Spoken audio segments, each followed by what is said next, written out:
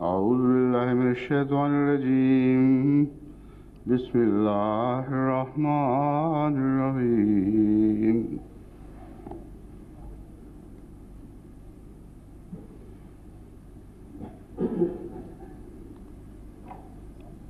الذين से शुरू करना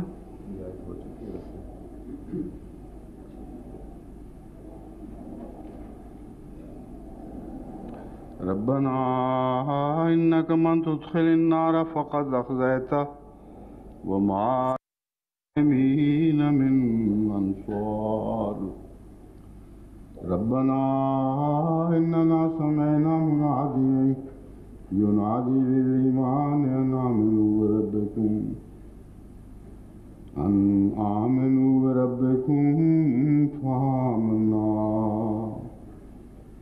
ربنا فاغفر لنا ذنوبنا وكفر عنا سيئاتنا وتوفنا مع الأبرار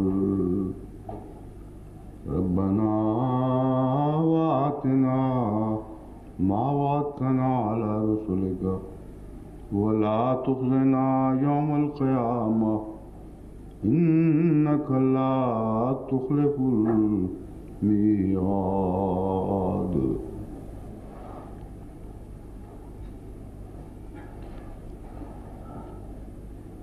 ربنا إنك من تدخل النار فقد أخزيته রব্বানা ইন্নাকা মান তুদখিলিন নারা ফাকাদ আখযাইতা, হে আমাদের প্রভু, নিশ্চয় তুমি যাকে আগুনে প্রবিষ্ট করেছ তাকে তুমি অবশ্যই লাঞ্ছিত করেছ। বস্তুত জালেমদের জন্য কোনো সাহায্যকারী নেই। হে আমাদের প্রভু, নিশ্চয় আমরা এক আহ্বানকারীকে ঈমানের দিকে আহ্বান করতে শুনেছি যে তোমরা তোমাদের প্রভুর প্রতি ঈমান আনো। সুতরাং আমরা ঈমান আনলাম। রব্বানা ফাগফির লানা যুনুবানা, হে আমাদের প্রভু, তুমি আমাদের আক্ষরিক অনুবাদ হলো আমাদেরকে আমাদের পাপসমূহ ক্ষমা করো এবং আমাদের মন্দ কর্মের অনিষ্ট সমূহকে দূরীভূত করো। ও তাওয়াফানা মাআল আবরার, এবং আমাদেরকে পুণ্যবানদের সাথে শামিল করে মৃত্যু দাও। রব্বানা ওয়া আতিনা মা ওয়া'আদতানা আলা রাসূলিক, হে আমাদের প্রভু, তুমি তোমার রসুলদের মাধ্যমে ওয়া'আদতানা আলা রাসূলিকা, আমাদেরকে রসুলদের মাধ্যমে যে প্রতিশ্রুতি দিয়েছ তা আমাদেরকে তুমি দান করো। ওয়ালা তুখজিনা ইয়াউমাল কিয়ামাহ, কিয়ামত দিবসে আমাদেরকে লাঞ্ছিত করো না। ইন্নাকা লা তুখলিফুল মিয়াদ, নিশ্চয় তুমি আদৌ প্রতিশ্রুতি ভঙ্গ করো না।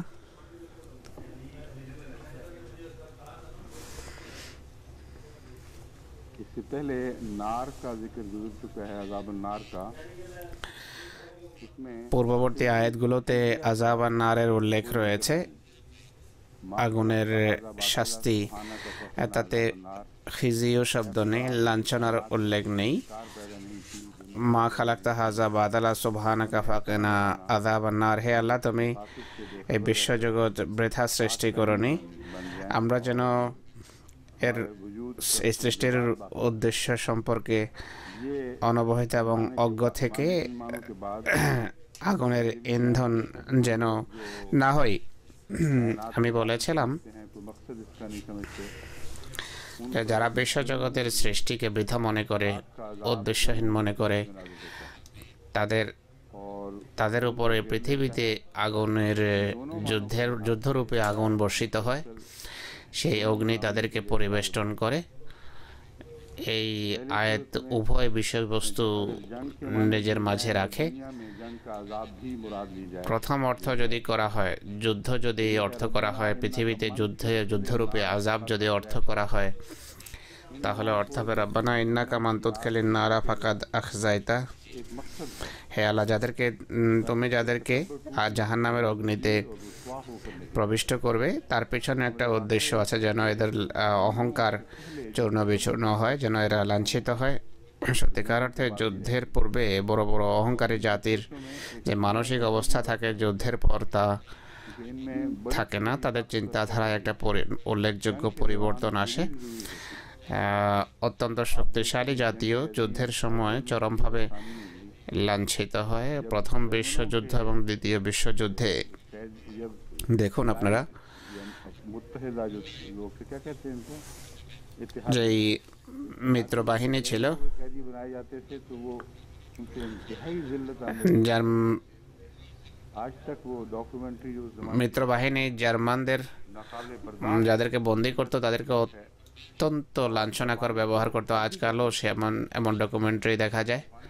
জাপানিরা কাউকে বন্দি করলে সীমা ছাড়িয়ে, জাপানিরা তাদেরকে যেভাবে অপমানিত এবং লাঞ্ছিত করেছে এর দৃষ্টান্ত পৃথিবীতে বিরল পাওয়া যায়। কিন্তু এরা যখন মিত্রবাহিনীর হাতে আসতো এরাও কোনো ত্রুটি করতো না, কিন্তু হয়তো এরা কিছুটা ভদ্রতা দেখাতো। কিন্তু আজকাল ফিল্ম প্রস্তুত করা তো এদেরই নিয়ন্ত্রণে, তাই আল্লাহ ভালো জানে কে কার সাথে কেমন ব্যবহার করেছে বা কেমন ব্যবহার করেছে, যা এখন দেখানো হচ্ছে না।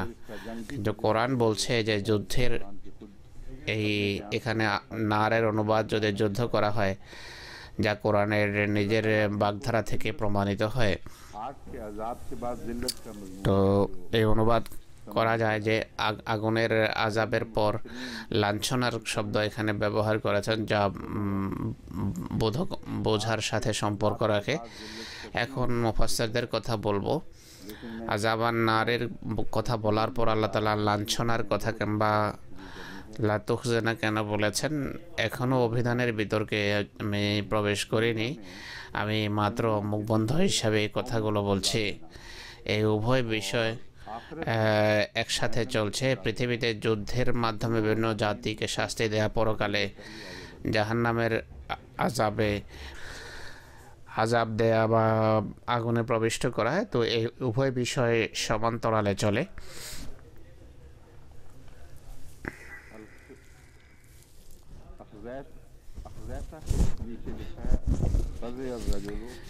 আখজাইদা শব্দের ব্যাখ্যা লেখা আছে খাজিয়ার রাজুল, এক ব্যক্তি লাঞ্ছিত হয়েছে। খাজিয়ার থেকে বাবে ফাল বা এফালের ওজন হলো আখজা, লাঞ্ছিত করা হয়েছে। সেই লাঞ্ছনা মানুষের নিজের হাতে হোক বা অন্যের পক্ষ থেকে চাপানো হোক, উভয় ক্ষেত্রে খিজিউন শব্দ ব্যবহার হবে বা খাজিয়া ব্যবহার হবে।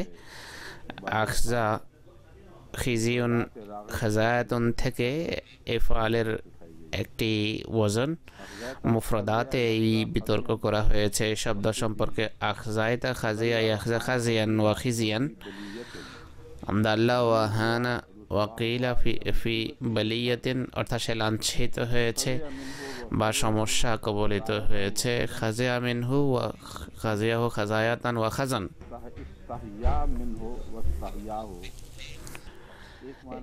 ইস্তাহিয়া মিনহু ওয়াস্তাহিয়া এর একটি অর্থ হলো লজ্জাবোধ বা হায়া, অর্থাৎ এমন লাঞ্ছনাকর আযাব যার কারণে মানুষ আত্মগোপন করে, লজ্জাবোধ করে, মুখ দেখানোর যোগ্য থাকে না, নিজেকে মুখ দেখানোর যোগ্য মনে করে না। আল খিজিউ আল হাওয়ানু ওয়াল ইকাব ওয়াল বদ ওয়ান নাদামাতু আসলুল খিজি ইউস্তাহিয়া মিনহু। লাঞ্ছনা, শাস্তি, দূরত্ব, অনুশোচনা। খিজিউনের অর্থ হলো এমন বিষয় যার ফলাফল হলো লাঞ্ছনা। আখজাল্লাহু ফালানান ফাদ্দাহাহু, আল্লাহ তাকে লাঞ্ছিত করেছে। আকসাহুল্লাহ যখন বলা হয় এর অর্থ আল্লাহ তাকে লাঞ্ছিত করেছেন। ইন্নাকা মান তুদখিলিন নারা ফাকাদ আখজাইতা আমুন দাখালাহুল খুসুসা ফি মাওয়াদিম মিনহা। হযরত ইমাম রাজির মতে অনেক ব্যাখ্যার একটি হলো ইন্নাকা মান তুদখিলিন নারা ফাকাদ আখজাইতা আমুন দাখালাহুল খুসুসু ফি মুআদি মিনহা ইন্না কওলাহু তাআলা ওয়া মিনকুম ইল্লা ওয়ারিদুহা কানা আলা রাব্বিকা হাতমুম মাকদিয়া সুম্মা নুনাজ্জিল লাযিনা তাকাও ইয়াদুল্লু আলা আন্না কুল্লাল মুমিনিনা ইয়াদখুলুনা নারা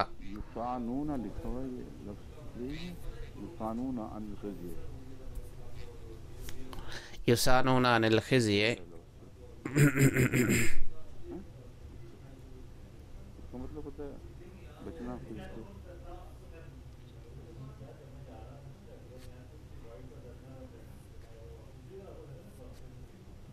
वफानी हा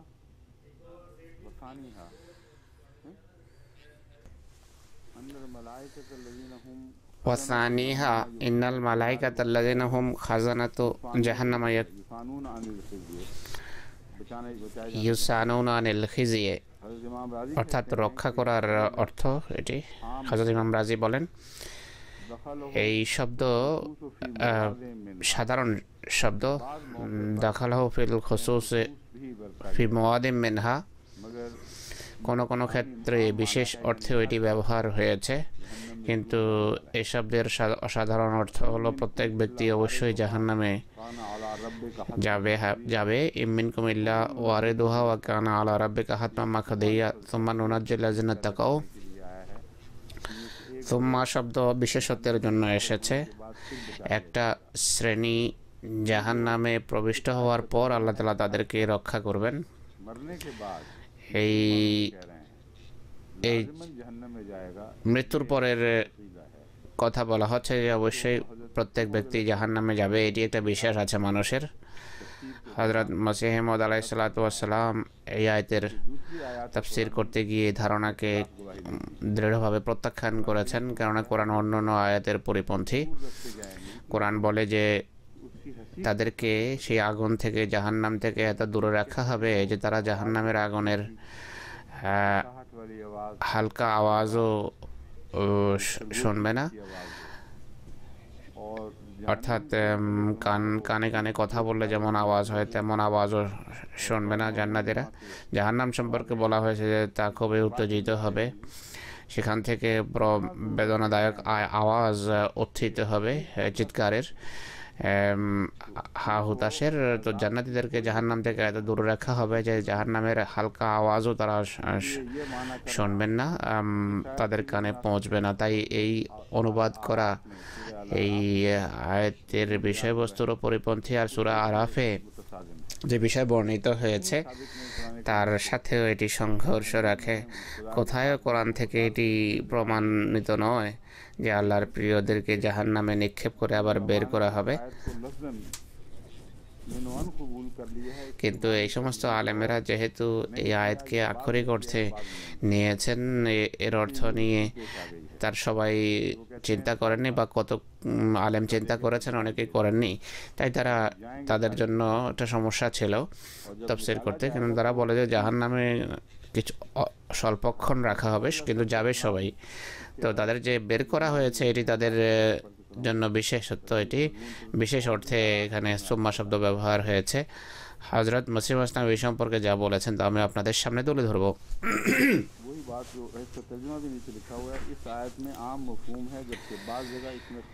এই আয়াতে অর্থ সাধারণ অর্থ নেওয়া হয়েছে কিন্তু কোনো কোনো ক্ষেত্রে বিশেষ অর্থ এই আয়াতে অন্তর্ভুক্ত করা হয়েছে ইমাম রাজির মতে সেই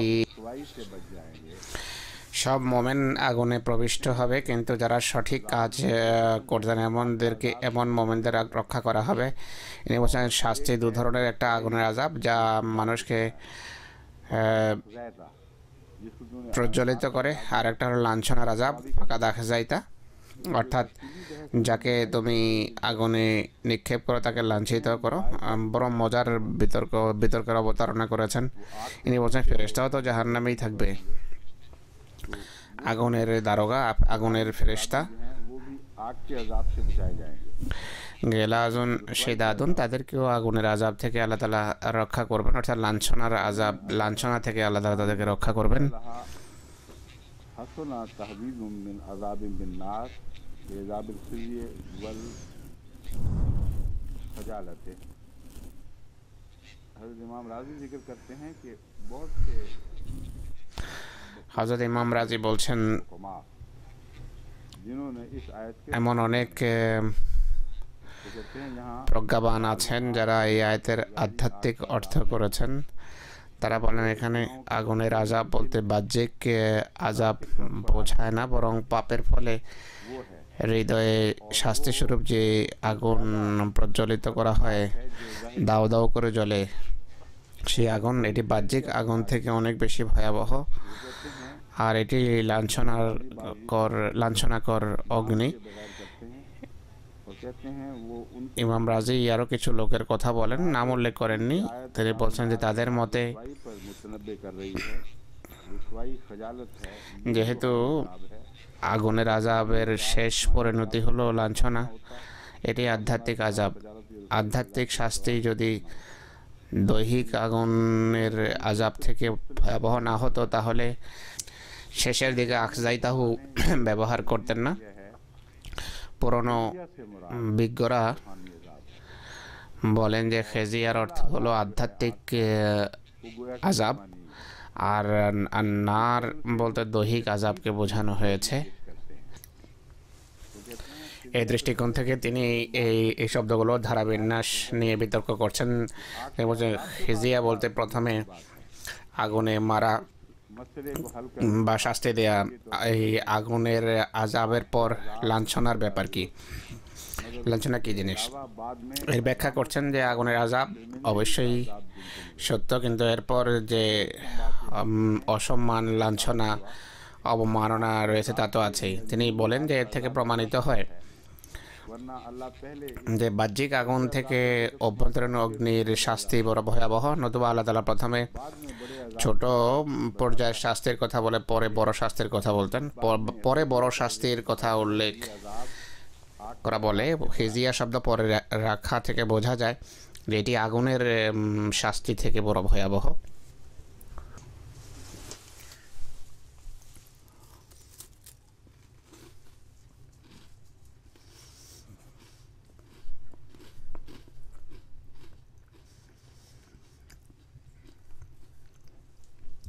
ये है तफसीर सबरी।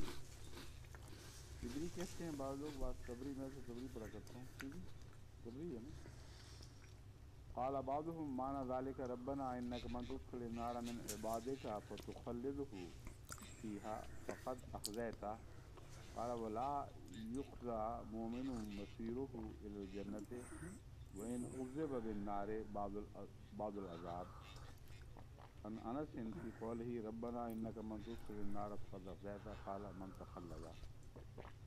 तो कहते हैं बाज़ के नज़दीक रब्बना इन्नका मन तुदखिल কারো কারো মতে जो बंदे हैं जिसमें রাব্বানা ইন্নাকা মান তুদখিলিন নারার অর্থ হলো সেই সমস্ত বান্দা যারা সেখানে চিরকাল থাকবে, गुनाहगार जो हमेशा रहेंगे। ये तस्वीर সেই সকল পাপাচারী যারা সবসময় আগুনে থাকবে। होने के बावजूद पाकबाज সেই সমস্ত লোকদের থেকে এরা ভিন্ন, যারা মোমেন হওয়া সত্ত্বেও, পাক হওয়া সত্ত্বেও, ক্ষমা লাভ করা সত্ত্বেও কিছু দিনের জন্য गुनाहगारों को আগুনে প্রবেশ করবেই।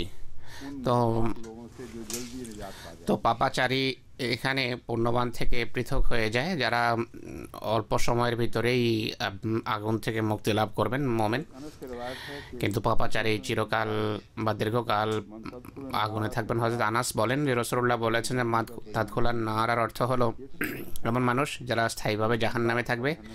হুজুর বলছেন এটি সঠিক, इससे ये দীর্ঘকাল জাহান্নামের শাস্তি পাবেই মানুষ। कुछ लोग थोड़ी কিন্তু এর এই ব্যাখ্যা করা যে রাসূলুল্লাহ এই কথা বলেছেন যে কিছু মোমেন অল্প সময়ের জন্য জাহান্নামে যাবেন, এটি ভুল কথা। বরং এখানে ভিন্ন ধরনের বিষয় বর্ণনা করা হয়েছে। এখানে শুধু তাদের কথা বলা হয়েছে যারা সবসময় চিরকাল বা দীর্ঘকাল জাহান্নামে থাকবে। मोमिनीन के दाखिल होने का एहतमाल ही ख़त्म हो जाता है साथ में। এই অর্থ যদি করা হয় তাহলে স্পষ্ট হয়ে যায় যে মোমেন জাহান্নামে যাবেই না। तस्वीर में फरमाते हैं হযরত মসিহ মউদ আলাইহিস সালাতু ওয়াস সালাম এই আয়াতের ব্যাখ্যায় বলেন इस आयत में एक लंबा मजमून चला आ रहा है, इसमें से এই একটা দীর্ঘ বিষয় নিয়ে তিনি আলোচনা করেন। আমরা আয়না কামালাতের এই দীর্ঘ বিষয় থেকে অংশ নিয়েছি। এই আয়াতে বলা হয়েছে মুত্তাকিও সেই আগুনের স্পর্শ বা পরশ থেকে মুক্ত নয়। इस दुनिया में जो दारुल এর অর্থ হলো মুত্তাকি এই পৃথিবীতে, অর্থাৎ যা পরীক্ষাগার, बड़ी मर्दानगी से যেখানে বিভিন্নভাবে বিভিন্ন ধরনের পরীক্ষায় বীরত্বের সাথে নিজেকে পরীক্ষার মুখে ঠেলে দেন, যারা আল্লাহ তাআলার সন্তুষ্টির জন্য সকল প্রকারের জাহান্নাম বরণ করেন। সকল প্রকারের জাহান্নামের অগ্নি তাদের বিরুদ্ধে প্রজ্বলিত করা হয়। ধৈর্য এবং খোদার সন্তুষ্টির মানুষে তারা সেই আগুনের মোকাবেলা করেন এবং নিরাপদে তার থেকে বেরিয়ে যান। এটি হলো মিনকুম ইল্লা ওয়ারিদুহার অর্থ। তোমাদের প্রত্যেক ব্যক্তি অবশ্যই অগ্নিতে প্রবেশ করবে। এই আয়াতের অর্থ এটি। তাদেরকে দুঃখ দেয়া হয়, কষ্ট দেয়া হয়, বড় বড় ভূমিকম্পের সম্মুখীন হন। তারা ব্যতীত অন্য কেউ সেই ভূমিকম্প সহ্য করতে পারে না। সঠিক হাদিসে আছে যে মোমেনের যেই জ্বর হয় সেটিও জাহান্নামেরই একটি অগ্নি। অনেক সময় এই পৃথিবীতে মোমেন শাস্তি পান, এমন বিষয় যা অন্যদের জন্য দৈনন্দিন জীবনের ঘটনা। মোমেনকে আল্লাহ তাআলা সেই দুর্বলতার শাস্তিস্বরূপ এমন হালকা শাস্তি দিয়ে থাকেন। ক্ষমার বড় সুন্দর একটি রীতি যা রাসূলুল্লাহ সাল্লাল্লাহু আলাইহি ওয়াসাল্লাম বর্ণনা করেছেন। হযরত মুসলিম ইসলাম তা বুঝেছেন, নতুবা আমাদের দৃষ্টি এর উপর পড়তই না। তিনি বলেন যে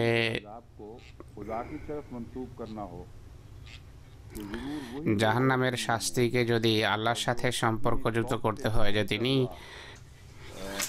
তিনি সেই শাস্তি দেবেন,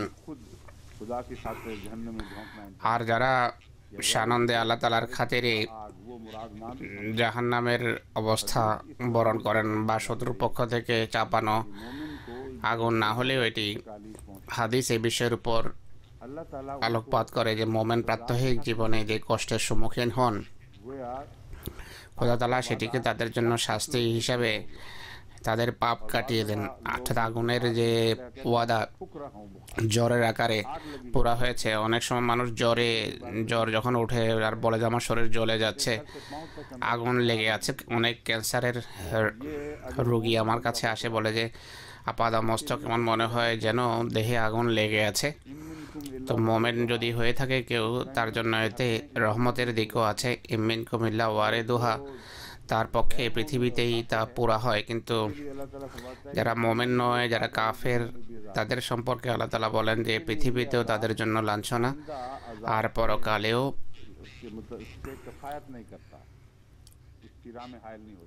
আর এই আযাব পরকালের আযাব থেকে মুক্তির কারণ হবে না তাদের জন্য, বা এই আযাবের কারণে পরকালের আযাব টলবে না।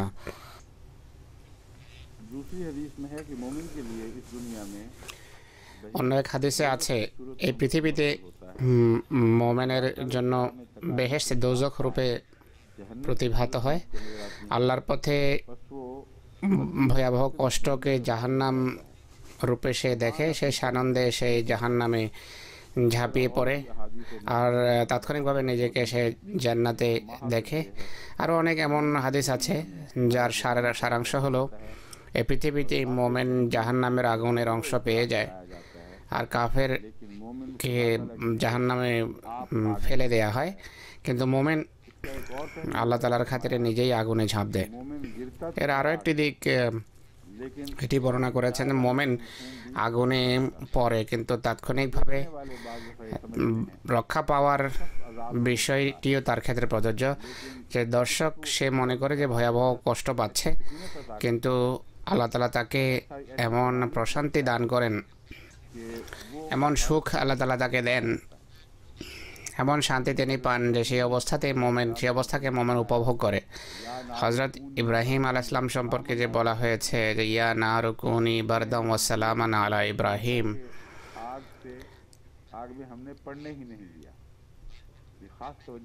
এখানে আল্লাহ তাআলা এই কথা বলেন যে তাকে আগুনে আমরা পড়তেই দিইনি বা ফেলেইনি। বরং আমরা বলেছি যে ইয়া নারু কুনি বারদাম ওয়া সালামান আলা ইব্রাহিম, হে অগ্নি ঠান্ডা হয়ে যাও, শীতল হয়ে যাও। এর দুটো অর্থ আছে। সাধারণ অর্থ হলো শত্রুরা আগুন জ্বালিয়েছে, কিন্তু সে আগুন এর উদ্দেশ্য সাধিত হয়নি। ইব্রাহিমকে জ্বালানোর পূর্বেই বিরোধিতার অগ্নি ঠান্ডা হয়ে যায়। দ্বিতীয়ত, হজরত ইব্রাহিমকে যে কষ্টের মুখেই ফেলা হয়েছে, সেই কষ্টের যে বেদনা, তা থেকে আল্লাহ তাআলা তাকে রক্ষা করেছেন। প্রত্যেকবার আল্লাহ তাআলার নির্দেশ এটি ছিল, ইয়া নারু কুনি বারদাম ওয়া সালামান আলা ইব্রাহিম, হে অগ্নি আমার বান্দা ইব্রাহিমের ক্ষেত্রে শীতল হয়ে যাও। তো এই পৃথিবীতেই যে শাস্তি আসে, মোমেন দৈবক্রমেও যদি সে শাস্তির সম্মুখীন হয়, নিজের ইচ্ছায় তো কারো জ্বর হয় না। আল্লাহর ক্ষমার কারণে তার জ্বর তার জন্য ক্ষমা বয়ে আনে, আর এই পৃথিবীতেই সেই শাস্তি পেয়ে যায় মোমেন। রাব্বানা ইন্নাকা মান তুদখিলিন নারা ফাকাদ আখযাইতা ওয়া মা লিযালিমিনা মিন আনসার। এই সম্পর্কে মুসলিম ওদের নোটে লেখা আছে যে আনসার, কয়েক ধরনের আনসার আছে, বন্ধু, আত্মীয় স্বজন ইত্যাদি ইত্যাদি, কিন্তু আল্লাহর মোকাবেলায় কেউ সাহায্য করতে পারে না। তাই তাদের উপর নির্ভর না করে খোদা তাআলার উপর নির্ভর করো, আল্লাহর সাথে সম্পর্ক স্থাপন করো। আমি পুনরায় এই আয়াতের দিকে ফিরে আসছি। রাব্বানা ইন্নাকা মান তুদখিলিন নারা ফাকাদ আখযাইতা, এর একটি অর্থ আমি তো বললাম ইতিমধ্যে, যে সমস্ত জাতি এই পৃথিবীতে যুদ্ধের অগ্নি বা জাহান্নামের অগ্নিতে নিপতিত হয়, তাদের কথা পূর্বে এসেছে যে তারা সৃষ্টিকে বৃথা মনে করে। তো এই বিষয়গুলো কিন্তু আন্তঃসম্পর্ক রয়েছে। যারা সৃষ্টিকে বৃথা মনে করে, তাদের উন্নতি তাদের জন্য জাহান্নামের কারণ হয়ে থাকে, আর এর ফলাফল লাঞ্ছনা হয়ে থাকে, এবং এভাবে তাদের অহংকার চূর্ণ বিচূর্ণ হয়। যে অহংকার চূর্ণ বিচূর্ণ হওয়ার বিষয়টি কোরআন থেকে সুনির্দিষ্টভাবে প্রমাণিত। এর ফলে অবশেষে তারা ইসলামকে গ্রহণ করার জন্য মানসিকভাবে প্রস্তুত হবে। এই বিষয়টি সূরা তাহাতে বর্ণিত হয়েছে, যে অর্থাৎ তাদেরকে চূর্ণ বিচূর্ণ করা হবে, ধূলিসাৎ করা হবে, মিশিয়ে দেয়া হবে। লা তারা ফিহা এওয়াজাম ওয়ালা আমতা, তুমি সেখানে কোনো উচ্চতা দেখবে না বা উঁচু নিচু জায়গা দেখবে না। ইয়াউমা ইয়াত্তাবিউনা দাইয়া, তখন তারা সেই দায়ী বা আল্লাহর দিকে আহ্বানকারীকে গ্রহণ করার জন্য প্রস্তুত হবে মানসিকভাবে। তো পৃথিবীতে যুদ্ধের যে যুদ্ধরূপী আযাবের কথা এখানে হচ্ছে, আর এই আযাবের ফলে তারা ক্রমশ লাঞ্ছিত হবে, আর এর ফলে তারা অহংকার ছেড়ে দেবে, তারা সাধারণ মানুষের পর্যায়ে নেমে আসবে। এই ধারা এখন পৃথিবীতে অব্যাহত আছে। ভারতের সাথে বিশ্বযুদ্ধের পর যে ব্যবহার হয়েছে, তা বিশ্বযুদ্ধের পূর্বে কোনোভাবে সম্ভব ছিল না। শুধু অহংকারই নয়, বরং অনেক চিন্তাধারা এমন রয়েছে মানুষের, যা মানুষের নিয়ন্ত্রণে নেই। এক ব্যক্তি যে দীর্ঘকাল সম্পদের মাঝে জীবন কাটিয়ে দেয়, সে ধনীদের কথা ভাবতেই পারে না। অনেক মানুষ যারা দীর্ঘকাল রাজত্ব করে পূর্ণবান হলেও তারা ভাবতেই পারে না যে অপ্রাপ্তি বা বঞ্চনা কাকে বলে। কিন্তু তাদের স্বজাতির একটা অংশ যুদ্ধকালে যখন পরাধীন হয়ে যায়, যখন স্বাধীনতা হারিয়ে যায়, তখন তারা সেই দরিদ্রদের কথা চিন্তা করে যারা দীর্ঘকাল স্বাধীনতা বঞ্চিত ছিল। আর এইভাবে আল্লাহ তাআলা তাদের জন্য মুক্তির বিধান করেন। তাই খিজিয়ন বা লাঞ্ছনা উদ্দেশ্যবিহীন নয়, এদিকে দৃষ্টি আকর্ষণ করতে চাই। এই আয়াতে যে বাতিল শব্দ ব্যবহার হয়েছে, বাতিল সম্পর্কিত বিষয়, খোদা তাআলা বাতিলের ঊর্ধ্বে বৃথা সৃষ্টি করেননি। আল্লাহ তাআলা এটাই বলছেন যে আমার কোনো কাজ কিন্তু অনর্থক বা নিরর্থক নয়। যত বেশি বিশ্বজগৎ নিয়ে অধ্যয়ন করবে, কোথায় কোনো বৃথা কার্যকলাপ দেখবে না। আর এই আয়াত থেকে বোঝা যায় আল্লাহ যে সমস্ত শাস্তির কথা বলছেন তাও বৃথা নয়, বাতিল নয়। বাতিল অর্থ হলো উদ্দেশ্যবিহীন। খিজিউন বা লাঞ্ছনা যত প্রকারের আছে যা আগুনের আযাবের পর আসে, তার একটা উদ্দেশ্য আছে। আর এই পৃথিবীতে সেই উদ্দেশ্য হলো ধীরে ধীরে অবস্থার পরিবর্তন করা। আর বড় বড় জাতি যারা নিজেদেরকে সমাজের উঁচু শ্রেণীর মানুষ মনে করে, তাদের সংশোধন, তাদের দৃষ্টিভঙ্গির সংশোধন হলো উদ্দেশ্য। তা লাঞ্ছনা বা খিজিউর মাধ্যমেই সম্ভব। যতক্ষণ পর্যন্ত লাঞ্ছনার চেতনা না হবে ততদিন দরিদ্র এবং তুচ্ছ যে সমস্ত জাতি আছে তাদের প্রতি সহানুভূতিশীল হতেই পারে না। তো মন মানসিকতা ধীরে ধীরে পরিবর্তন হয়। তো দৃষ্টিভঙ্গির এই পরিবর্তন এই শতাব্দীতে বড় স্পষ্টভাবে দেখা যাচ্ছে। 1914 পূর্বে দৃষ্টিভঙ্গি ভিন্ন ছিল, তারপর ভিন্ন। 39-এর পূর্বে দৃষ্টিভঙ্গি ভিন্ন ছিল এবং 1944-এর পরে ভিন্ন। আর এই ধারা অব্যাহত আছে। মনে হয় তৃতীয় বিশ্বযুদ্ধের পর যখন ইসলামের বিজয়ের জন্য এদের মন মানসিকতা প্রস্তুত হবে। তাই এগুলো শুধু শাস্তি দেওয়া উদ্দেশ্য নয়, শাস্তির পিছনে একটা উদ্দেশ্য আছে। এই কথা বলা যায় সব কিছু ধ্বংস হয়ে যাবে, এটি ভুল কথা। এটি তারা যদি জীবিত থাকে তাহলেই তো লাইওয়াজ, অর্থাৎ সে রসুলকে অনুসরণ করবে যার ভিতর কোনো প্রকারের বক্রতা নেই। তো যুদ্ধে সব ধ্বংস হবে না। ধ্বংসের, কোরআন কারীম ধ্বংসের পরিবর্তে অহংকার চূর্ণ বিচূর্ণ হওয়ার কথা আছে। যদি বিনয়ের সাথে তারা ইসলাম গ্রহণ করে তাহলে ইসলাম গ্রহণ করার পরও তারা সম্মানিত থাকতে পারে, কেননা তাদের ভিতর উন্নতির যেই বৈশিষ্ট্য আছে তা ইসলাম গ্রহণের পরও স্বীয় রূপ প্রকাশ করবে। এই বিষয়কে বোঝার জন্য মহানবী সাল্লাল্লাহু আলাইহি ইসলামের এই হাদিস সামনে রাখা উচিত। অর্থাৎ অজ্ঞতার যুগে যে শ্রেষ্ঠ ছিল সে ইসলামের যুগে শ্রেষ্ঠই হবে। এর অর্থ এই নয় যে অজ্ঞতার যুগের যে সমস্ত অহংকার আদি বা শ্রেষ্ঠত্ব ছিল তা পরেও থাকবে। অর্থাৎ সেখানে বিভিন্ন গুণাবলী বা উৎকর্ষের দিক থেকে যারা অসাধারণ বৈশিষ্ট্য রাখত, ইসলাম গ্রহণের পর এই সমস্ত বৈশিষ্ট্য আরও বা সকল বৈশিষ্ট্যে আরও ঔজ্জ্বল্য সৃষ্টি হবে। তাদেরকে এখানে পদদলিত করা হবে না। লাঞ্ছনা বরণ করে ইসলামে প্রবেশ করা তাদের পদমর্যাদা উন্নীত হওয়ার কারণ হবে। হে করার নয়। হযরত ওমর রাদিয়াল্লাহু আনহুকে দেখুন, কত দাপটের সাথে চলাফেরা করতেন, কত দাপটের সাথে অলিতে গলিতে ঘোরাফেরা করতেন। যখন সেই লাঞ্ছনা বরণ করেছেন আল্লাহ তাআলার খাতিরে, এরপর তার পদমর্যাদা কম হয়নি, বরং বেড়েছে এবং স্থায়ীভাবে সেই পদমর্যাদা তার উন্নীত হয়েছে। প্রথম সাহাবী হযরত আবু বকরের একই অবস্থা এবং অন্যান্য সাহাবী হযরত আলী, ওসমান এবং অন্য সকল সাহাবীর অবস্থা একই ছিল, যারা ইসলামের নামে লাঞ্ছনা বরণ করেছেন। না, সে লাঞ্ছনা উদ্দেশ্যবিহীন ছিল না, বরং তাদের পদমর্যাদার ফলে উন্নীত হয়েছে। এমন মানুষ যারা এই পৃথিবীতে ভালো, অর্থাৎ তাদের ভিতর এমন বৈশিষ্ট্য আছে যা উন্নতি করতে পারে, তারা যদি ইসলাম গ্রহণ করে তাদের পদমর্যাদা খাটো হবে না।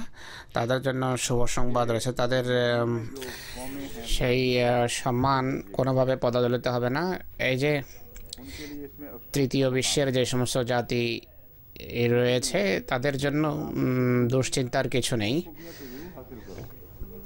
তাদের জন্য বাণী বা পয়গাম হলো এদের ভিতর যে সমস্ত গুণাবলী আছে সেই সমস্ত গুণাবলী নিজের মাঝে সৃষ্টি করো, নতুবা ইসলাম গ্রহণের পর তারা পুনরায় নেতৃত্বের আসনে আসবে। তো আল্লাহ তাআলা যে আইন সৃষ্টি করেছেন তা অবশ্যই প্রকাশ পাবে। তোমাদের এক ধরনের শ্রেষ্ঠত্ব আছে তাদের, অর্থাৎ তোমরা ধর্মীয় দৃষ্টিকোণ থেকে তোমরা অগ্রগামী আছো, কিন্তু এরা যখন ইসলাম গ্রহণ করবে ততক্ষণ পর্যন্ত তোমরা যদি জাগতিক তাদের গুণাবলী অবলম্বন না করো তাহলে তারা পুনরায় শ্রেষ্ঠত্বের আসনে বসবে। তো আর পৃথিবীর কোনো লাঞ্ছনা উদ্দেশ্যবিহীন নয়, অর্থহীন নয়, বৃথা নয়। দ্বিতীয় প্রশ্ন হলো কিয়ামতের দিন শাস্তির পর আখজাইতার কথা রয়েছে। কিয়ামতের ক্ষেত্রে যদি দেখেন মান্তুদখালিন নারা ফাকাদ আখসাইতা माल जालिमीन मिन अंसार, ওমা লিযালিমিন মিন আনসার। कमोबेश सारे ही फरीक जालिम हैं। যত যুদ্ধ হয়, যুদ্ধে উভয় পক্ষই কোনো না কোনো অন্যায় করে থাকে, কিন্তু তা সত্ত্বেও আল্লাহ তাআলা একটা সূক্ষ্ম পার্থক্য করে থাকেন। उन जंगों के কিছু जिम्मेदार होते हैं और যুদ্ধের জন্য মূলত কোনো পক্ষ মূলত যুদ্ধের জন্য দায়ী হয়ে থাকে। সত্যিকার অর্থে সেই যুদ্ধ আরম্ভ হয় তাদের অন্যায় চিন্তাধারার কারণে বা অন্যায় কর্মের কারণে। এমন লোকদেরকে আল্লাহ তাআলা সাহায্য করেন না বা সাহায্য করা হয় না। এর প্রতিদ্বন্দ্বিতায় দ্বিতীয় পক্ষ যদি অপরাধীও হয়ে থাকে এবং সাধারণ অবস্থায় নেক না হলেও আপেক্ষিক সিদ্ধান্ত হয়ে থাকে। পাল্লা এটি দেখে না যে এদিকে কি রাখা হয়েছে, অপর পাল্লায় কি রাখা হয়েছে, শুধু ওজন দেখে, ওজনের নিরিখে সিদ্ধান্ত হয়। তো যখন ওজন করা হয়, যখন প্রতিদ্বন্দ্বিতা হয়, তুলনামূলকভাবে যে ভারী যে অংশ পাল্লার তা নিচে যাবে আর যে অংশ হালকা তা উপরে যাবে। আজ-জালিমিন শব্দ এখানে जालिम लोग खास জাগতিকতার ক্ষেত্রে অর্থ হবে সেই বিশেষ অত্যাচারী যারা অন্যের মোকাবেলায় বেশি অত্যাচারী। फिर वो शिकस्त खाएंगे। তাদের জন্য সাহায্যকারী কেউ আসবে না, তারা অবশেষে পরাজিত হবে। ও লাঞ্ছনা উভয়ের জন্যই, और एक के लिए কিন্তু একজনের জন্য পরাজয় অবধারিত আর একজনের জন্য শাস্তি পর্যন্ত এই বিষয় সীমাবদ্ধ থাকবে, কিন্তু সেই লাঞ্ছনা তাদের জন্য কল্যাণের কারণ হবে। इन्ना का मन तुझ কিয়ামতের দৃষ্টিকোণ থেকে এর অর্থ হবে ইন্নাকা মান তুদখিলিন নারা ফাকাদ আখজাইতা। अजाब में डाला है, वक्त হে আল্লাহ, যাকে আগুনের आता है, আযাবে নিক্ষেপ করেছ, ফাকাদ बल्कि এই শব্দে কাদ শব্দ বলছে कि अरबी मुहावरा है যে এই সিদ্ধান্ত পরের নয় বরং पहले आता পূর্বের। है। तो हो चुकने के কাদ শব্দ যখন तो मुराद ये है कि অতীতের পূর্বে ব্যবহার হয়, এর অর্থ হলো যা হয়ে গেছে, ये অর্থাৎ তারা ইতিমধ্যে লাঞ্ছিত হয়ে গেছে। कि अजाब के बाद তাই আমি এই দৃষ্টিভঙ্গিকে সমর্থন করি না बल्कि যে শাস্তির পর লাঞ্ছনার বিষয় আসবে, এমন নয়, বরং শাস্তির অবস্থা বর্ণিত হয়েছে, অর্থাৎ তাদেরকে লাঞ্ছিত করাই সেই জাহান্নামের অগ্নি। गुरु का जिक्र भी मैंने किया था, যারা আধ্যাত্মিক অর্থ করে इख्तलाफ है उनके बयान में, लेकिन এমন শ্রেণীর কথাও আমি উল্লেখ করেছিলাম। पुराने वाला আগুনের আযাবকে শাস্তিকে আধ্যাত্মিক শাস্তি আখ্যা দিয়েছে এমন আলেম ও পুরনো আলেমদের ভিতর রয়েছে। तो अजाब जिस्मानी होगी, যদি সেখানে আমাদের কোনো দেহ না থেকে থাকে তাহলে জাহান্নামের শাস্তি দৈহিক শাস্তি হতেই পারে না। তাই এই শাস্তিকে আযাবকে আধ্যাত্মিক শাস্তি মানা আবশ্যক। ऐसी शक्ल আর আধ্যাত্মিক শাস্তি অনেক সময় একটা करीब तर हो जाता রূপ পরিগ্রহ করে, এমন রূপ ধারণ করে যা আমাদের দৈহিক অভিজ্ঞতার বড় কাছাকাছি। সেই আধ্যাত্মিক শাস্তি হওয়া সত্ত্বেও দৈহিক है कि दोबारा রূপ পাওয়া সেইভাবেই সম্ভব যেভাবে মসিহ ইসলাম রুহের जो পুনর্জীবিত হওয়ার বিষয়ের উপর সূক্ষ্ম আলোকপাত করেছেন। सारे सारी इस्लामी तारीख में उलमा के পুরো ইসলামী ইতিহাসে শুধু में उनकी একজন আলেমই এমন আপনি দেখবেন। তাদের আলেমদের তাফসিরে, তাদের আলোচনা, এটি আপনি অন্য কোথাও দেখবেন না মুসলিম মহদের আলোচনা ছাড়া। মানুষ যখন মারা যায়, রূহ থেকে আরেকটি রূহের সৃষ্টি হয়। পূর্বের রূহ, মৃত্যুর পূর্বের রূহ যা দেহের মোকাবেলায় সূক্ষ্ম ছিল। আমি জালেমদের কথা বলেছিলাম যে যারা তুলনামূলকভাবে বড় জালেম, বড় অত্যাচারী, তারা বেশি শাস্তি পাবে। শাস্তির একইভাবে রূহ বা আত্মাও একটা আপেক্ষিক বিষয়। সেই আত্মা যা আমাদের জড়দেহের মোকাবেলায় সূক্ষ্ম হওয়ার কারণে রূহ আখ্যায়িত হয়। দেহের মোকাবেলায় রূহের সমস্ত অভিজ্ঞতাকে আমরা রুহানি বা আধ্যাত্মিক আখ্যা দিয়ে থাকি, অর্থাৎ আযাব আধ্যাত্মিক হবে, অর্থাৎ সেই রূহ শাস্তি পাবে। কিন্তু মুসলিম ইসলাম বলেন যে সেই এই রূহকে আরেকটি রূহের জন্য দেহের রূপ দেওয়া হবে। একটা দীর্ঘ বিবর্তনের যুগ অতিবাহিত করে সেটি নতুন সৃষ্টির যুগে প্রবেশ করবে। কিয়ামত পর্যন্ত যে দীর্ঘ অপেক্ষার যুগ রয়েছে তা এই কারণেই। जो एक रूह সেই সূক্ষাতি সূক্ষ্ম সৃষ্টি যা এক রূহ থেকে সৃষ্টি হবে, तौर पर गुजर সেটি তার গঠন প্রক্রিয়া। সকল স্তর অতিক্রম করার পর সেই সূক্ষ্ম রূহ উত্থিত হওয়ার যোগ্যতা লাভ করবে, আর এই পৃথিবীর রূহ সেখানে দেহের কাজ করবে। সেই দেহ নয় যে দেহ এখন আমরা দেখছি, সেই দেহ এমন যার সম্পর্কে কোরআন বলে যে সেই দেহের তোমরা ধারণাই করতে পারো না, অনুমানই করতে পারো না যে কিভাবে আমরা তোমাদের উত্থান ঘটাবো। কিন্তু আপেক্ষিক দৃষ্টিকোণ থেকে হযরত মুসলিম ইসলামকে আল্লাহ তাআলা এই জ্ঞান দিয়েছিলেন যে সে রূহ, এই রূহ পরকালেও রূহই হবে, কিন্তু পারলৌকিক রূহের তুলনায় এই পৃথিবীর রূহ সেখানে দেহ সদৃশ হবে, কিন্তু সেই দেহ ভিন্ন অর্থে, দেহ আপেক্ষিক অর্থে দেহ, এর শাস্তি, সেই রূহের শাস্তি সেখানে যেন দেহ শাস্তি পেল, আর শাস্তি সেখানে প্রতিফলিত হবে। সেটি এমনই হবে যেন যেভাবে আমাদের এই দেহ আগুনকে অনুভব করে, একইভাবে সেই আত্মা আযাবকে আগুন মনে করবে, আর সেই রূহ কষ্ট পাবে যায় সেই দেহ থেকে জন্ম নিয়ে থাকবে। তো আখজাইতাতে আল্লাহ তাআলা এই কথাই বলেছেন, আল্লাহ তাআলা পূর্বেই তাকে লাঞ্ছিত করেছেন। এর অর্থ হলো, হে আল্লাহ, যাকে তুমি আগুনে নিক্ষেপ করো তার পক্ষে, তার জন্য তাকে লাঞ্ছিত করার সিদ্ধান্ত তুমি পূর্বেই নিয়ে নিয়েছ। যাকে তুমি লাঞ্ছিত করো সে কোনোভাবে রেহাই পেতে পারে না। দ্বিতীয় অর্থ হলো সেই আগুন যা লাঞ্ছনার অগ্নি, তা প্রজ্বলিত করা হবে এবং ভয়াবহ শাস্তির রূপ সেটি ধারণ করবে। মা লিযালিমিনা মিন আনসার, তখনও জালেমদের কোনো সাহায্যকারী হবে না। হযরত মসিহ মউদ আলাইহিস সালাতু ওয়াস সালাম জালেম বা জালিমিন সংক্রান্ত যে আলোচনা করেছেন তার আয়াতের সাথেও সম্পর্ক আছে, কিন্তু আয়াতের বিষয়বস্তু থেকে একটু ভিন্ন দিকেও তা নিয়ে যাবে।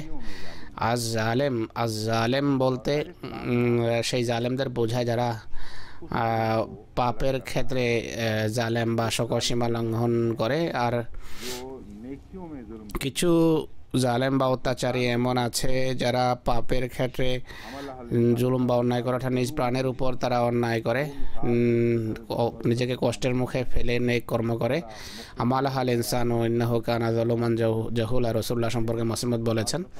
অন্যান্য আয়াতের বরাতেও মুসলিম বলেছেন যে অনেক সময় একই শব্দ বিপরীত অর্থেও ব্যবহার হয়, আর উভয় ক্ষেত্রে চরম অর্থে ব্যবহৃত হয়। জালেম বলতে তাদেরকেও বোঝায় যারা পাপের ক্ষেত্রে সীমা লঙ্ঘন করে, নিজের স্বার্থের বিরুদ্ধে সকল প্রকারের অপকর্ম করে। আর নেকদের জন্য ব্যবহার হয় যারা নেকির খাতিরে নিজেদের উপর জুলুম করে, নিজ প্রাণের উপর এমন জুলুম করে, নিজের উপর এমন অন্যায় করে যে কারণে খোদা তার প্রতি অত্যন্ত দয়াদ্রহন, তার প্রতিটি সেই জুলুম নিজের উপর রহমতের কারণ হয়। এমন জালিমিন বলা হয়েছে পুণ্যবানদেরকে, তাদের পরম নেক কর্মের কারণে, পুণ্যকর্মের কারণে তাদেরকে জালেম বলা হয়েছে। তো যারা নিজেদেরকে আগুনের মুখে ঠেলে দেয় তারা জালেম, বা তারা নিজেদের উপর জুলুম করে, অর্থাৎ যেন তারা আত্মহত্যা করছে, আত্মহনন করছে। কিন্তু যেহেতু আল্লাহর খাতিরে তারা এমন করে, তাই আল্লাহর কুফল প্রকাশ পেতে দেন না। সেই আগুনকে আল্লাহ তাআলা শীতল করেন এবং চিরস্থায়ী প্রতিদান তিনি তাদেরকে দিয়ে থাকেন। রব্বানা ইন্নানা সামি'না মুনাদিয়ান ইউনাদি লিল ঈমান, রব্বানা ইন্নানা সামি'না মুনাদিয়ান ইউনাদি লিল ঈমান, হে আমাদের প্রভু, আমরা এক আহ্বানকারীর আওয়াজ শুনেছি, এক আহ্বানকারীকে শুনেছি। আক্ষরিক অনুবাদ হলো আমরা কোনো এক আহ্বানকারীকে শুনেছি, কিন্তু মুনাদিয়ান শব্দ এখানে এক মহান আহ্বানকারীর দিকে ইশারা করার জন্য মুনাদিয়ান ব্যবহার হয়েছে। এটি এমন আহ্বানকারী যাকে চেনানোর জন্য আলিফ লাম দেখানোর প্রয়োজন নেই। দিল্লি থা শহরোं में एक शहर, অর্থাৎ এক শহর। অনেক সময় একটা জিনিস এত মহান হয়ে থাকে যে সেটিকে কোনো শব্দ ব্যবহার করে সুনির্দিষ্ট করা তা তার সম্মানের কারণ হয় না, বরং সম্মানের অবমাননার কারণ হয়। মুনাদিয়ান অর্থ হলো এমন আহ্বানকারী যার পবিত্র মহিমার মাহাত্ম্য সম্পর্কে কোনো প্রকারের সন্দেহ নেই, অর্থাৎ যেন আহ্বানকারী তিনি ব্যতীত আর কেউ নেই এমন আহ্বানকারীর আওয়াজ শোনাচ্ছে ইউনাদিল ইমান, যিনি ইমানের দিকে মানুষকে ডাকেন। অভিধানে বিভিন্ন আলোচনা রয়েছে, কিছু মুফাসসির যা যা বলেছেন বা মুফাসসিররা যা যা বলেছেন তা আপনাদের সামনে প্রথম আমি তুলে ধরব। মুনাদি শব্দের ভিত্তি কি? নেদা শব্দের অর্থ করা হয় আওয়াজ, আর এটি প্রচলিত, কিন্তু এই শব্দের ভিত্তি বা মূল কিন্তু আওয়াজ নয়।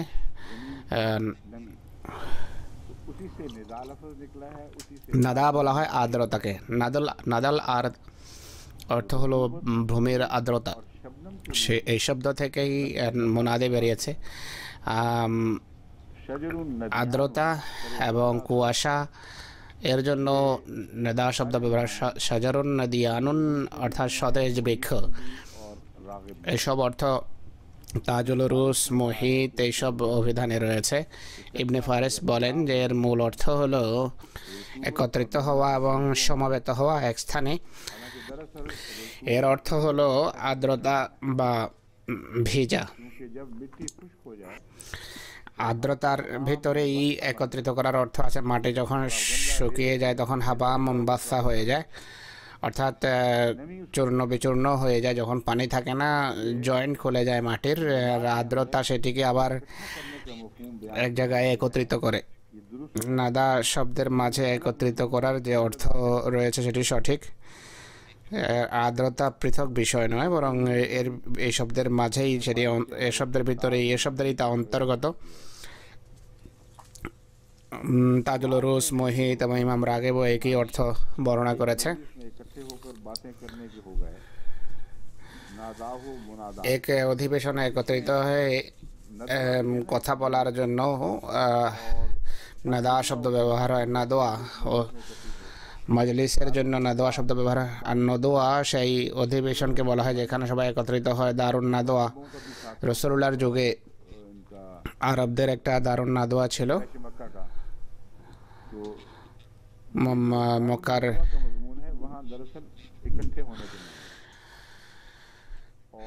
আরবদের দারুন নাদোয়ার যে কথা রয়েছে সেখানে এর অর্থ হবে সমবেত হওয়া বা একত্রিত হওয়া। কোরআন শরীফে অন্যত্র আল্লাহ তাআলা বলেন যে নাদোয়া দু ধরনের আছে। একটা করা হয় দুষ্কৃতির, এক ধরনের নাদোয়া দুষ্কৃতির উদ্দেশ্যে, আর অন্য নাদোয়া করা হয় পুণ্যের জন্য, নেকির জন্য। এখানে সামেনা মুনাদিয়ান যে ব্যবহার হয়েছে, মুনাদিয়া ইউনাদি, এটি কোন অর্থে ব্যবহার হয়েছে? নাদোয়া শব্দ কিন্তু একত্রিত হওয়ার জন্য ব্যবহার হয়, কিন্তু একত্রিত হয়ে যদি বিভেদ এবং বিশৃঙ্খলা করা হয় তাহলে সেখানে নাদোয়া শব্দের এটি অসম্মান। নাদোয়া তো হওয়া উচিত একত্রিত করার জন্য, সমবেত করার জন্য, ঐক্যের জন্য, পুণ্যের জন্য। কোরআনে কারিমে নাজওয়া শব্দ ব্যবহার হয়েছে। দারুন নাদোয়াতে যে নাজওয়া হয়, হুজুর বলছেন যে নাদোয়া এবং নাজওয়া শব্দ কাছাকাছি।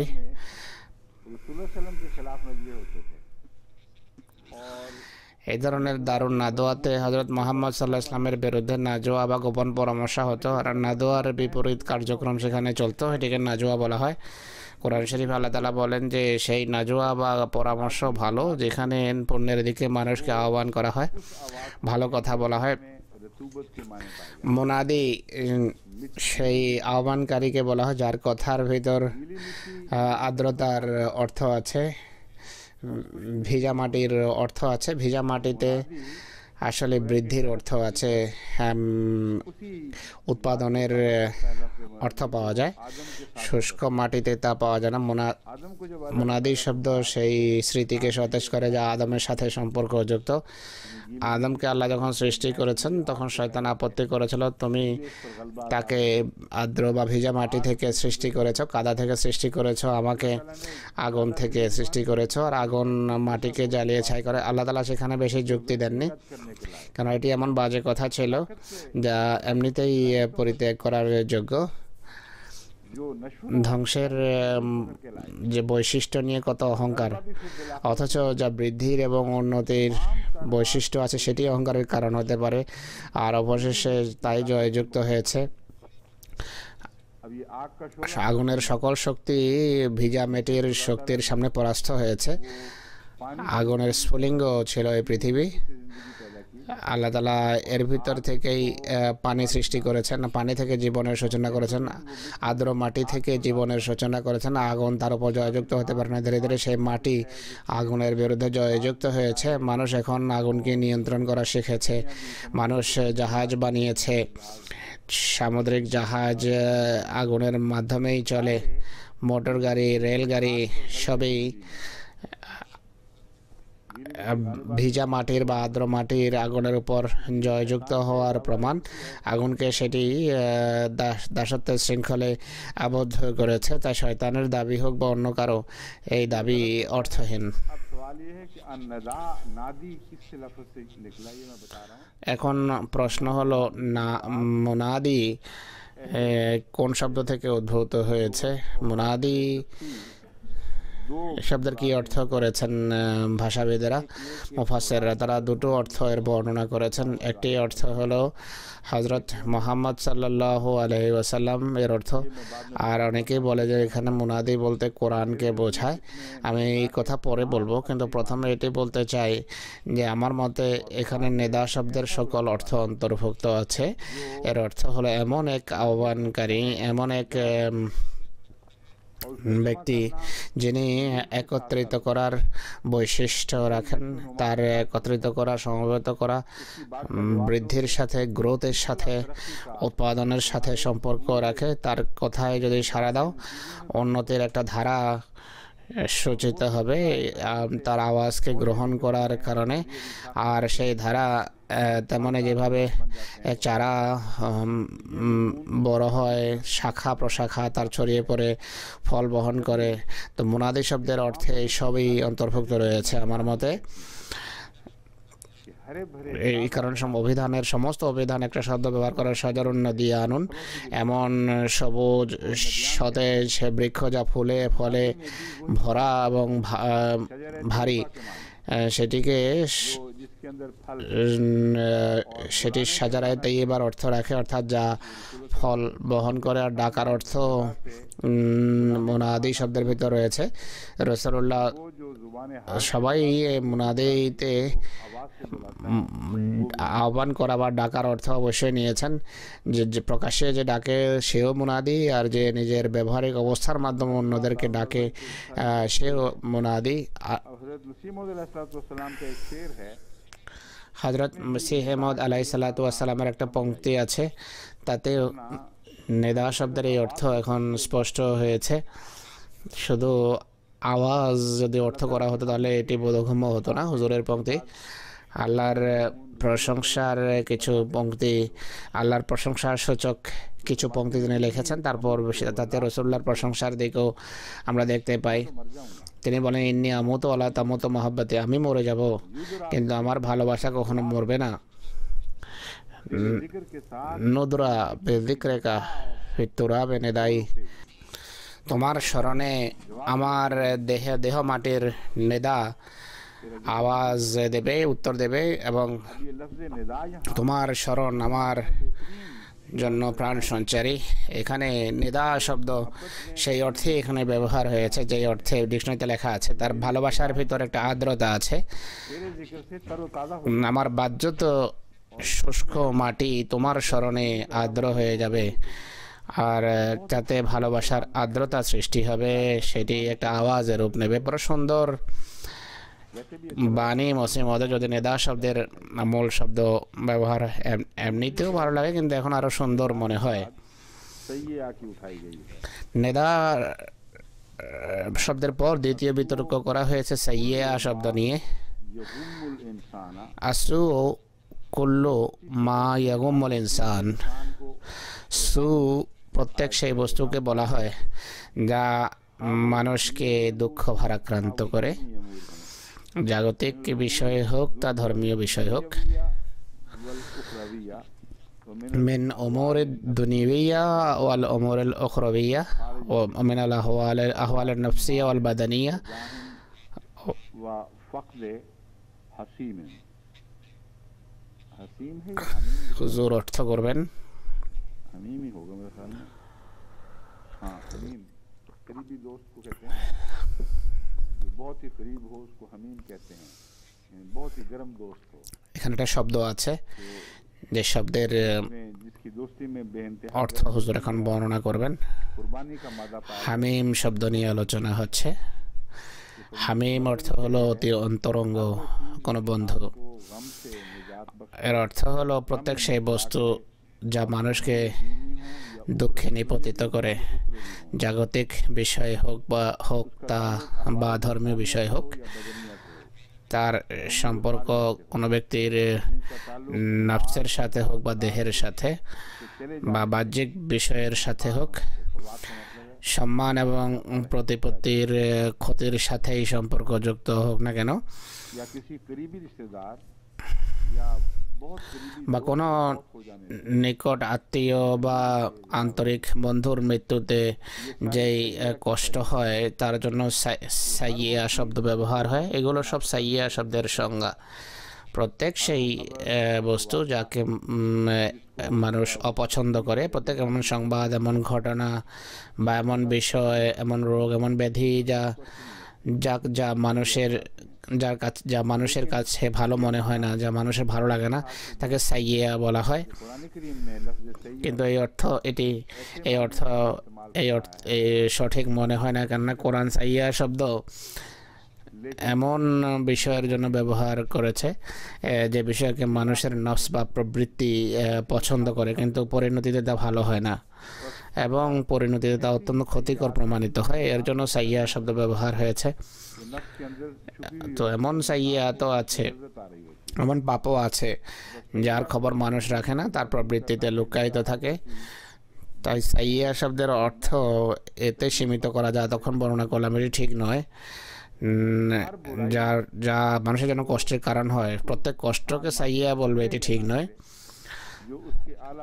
প্রত্যেক কষ্ট মানুষ তা বোঝুক বা না বোঝুক যা মানুষের মহান উদ্দেশ্যের পরিপন্থী যা মানুষকে বাতিলে পর্যবসিত করে মানুষকে বাতিল বা বৃথা প্রমাণিত করে সেটি সাইয়্যা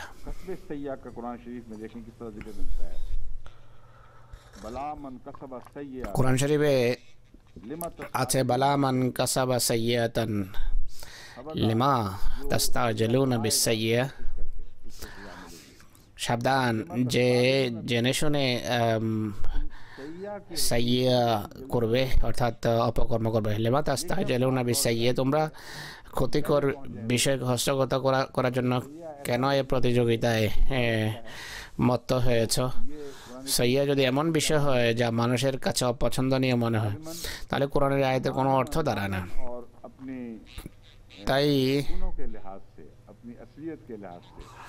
অর্থের দিক থেকে এবং সাইয়্যা শব্দের গভীরতার দিক থেকে প্রত্যেক বস্তু যা ক্ষতিকর যা অপছন্দনীয় যা চূড়ান্ত পরিণতিতে মানুষের স্বার্থ বিরোধী সেটিকে কোরআন সাইয়্যা বলে মানুষ সে সাইয়্যার কথা অনুভব করুক বা না করুক অনুধাবন করুক বা না করুক সাইয়্যা সেই বিষয়কে বলা হয় যা অবশ্যই ক্ষতি করে সাইয়্যার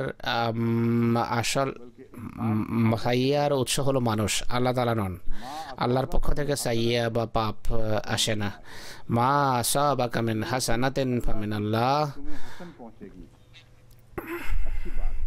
তুমি যেই কল্যাণ রাজেরই ভাগী হও না কেন সেটি আল্লাহর পক্ষ থেকে আসে মা আসাবাকা মিন সাইয়্যাতিন আর যেই কষ্ট কোনো সমস্যার মুখে তোমাকে ঠেলে দেয় ফামিন নাফসিক তা তোমার নিজেরই সৃষ্ট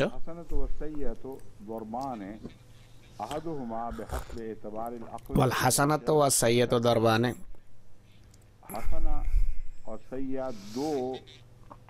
হাসানা এবং সাইয়্যা নেকি এবং পাপ দু ধরনের দু শ্রেণীর দুটো বিষয় ज़रब आता है मिसाल के लिए भी लफ्ज़ ज़रब इस्तेमाल होता है फरमाया मन जा बिल हसनत फलहू अशरु अमसालिहा আল্লাহ তাআলা বলছেন মান জাআ বিল হাসানাতি ফালাহু আশারু আমসালিহা মান জাআ বিস সাইয়্যাতি ফালা ইউজজা ইল্লা মিসলাহা। যে ব্যক্তি হাসান বা ভালো কাজ করে সে তাকে 10 গুণ প্রতিদান দেয়া হবে পুণ্যকর্মের। যে মন্দ কর্ম করবে ফালা ইউজজা ইল্লা মিসলাহা, তাকে তার অপকর্মের বরাবরই শাস্তি দেয়া হবে। হাসানাতুন ওয়া সাইয়্যাতুন বিহাসবি ইতিবারিত তাবে। हसना और सैया एतबार तबीयत के लिहाज से जो तबीयत के सुबह या गिरान পুণ্য এবং পাপ প্রকৃতির দিক থেকে হয়ে থাকে। মানুষ অনেক সময় মানুষের কাছে সেটি ভালো, অনেক সময় ভালো লাগে, অনেক সময় কষ্টকর মনে হয়। ইমাম রাগেব আসলে সেই কথারই সমর্থন করছেন যে আমি বলেছি হাসানা বা পুণ্য দু ধরনের হয়ে থাকে আর পাপও দু ধরনের। অনেক সময় মানুষ একটা বিষয়কে হাসানাকে ভালো মনে করে, অনেক সময় পাপকে ভালো মনে করে, কিন্তু সাইয়্যাত অবশ্যই তার প্রকৃতির দিক থেকে তার জন্য অবশ্যই ক্ষতিকর হয়ে থাকে। কিন্তু সাইয়্যার অপর অর্থ হলো পাপ। অনেক সময় জেনে শুনেও মানুষ এই পাপ করে থাকে, সেখানে সাইয়্যা শব্দের একমাত্র অর্থ হবে পাপ, সে পাপের সে শাস্তি পাবে। আর এর সাথে জুনুব শব্দের বিতর্কের অবতারণা করা হয়েছে যে জুনুবের সাইয়্যার সাথে সম্পর্ক কি। যে রব্বানা ফাগফির লানা যুনুবানা ওয়া কাফির আন্না সাইয়্যাতিনা, বিতর্ক হলো, এখন ওনারা বিতর্ক করছেন যে সাইয়্যা কাকে বলে আর জুনুব কি, এই দুইয়ের ভিতর পার্থক্য কি এবং পারস্পরিক সম্পর্ক কি। কিলা আয-যুনুবু তারকু তাআতি ওয়া সাইয়্যাতু ফি'লুল মাআসি,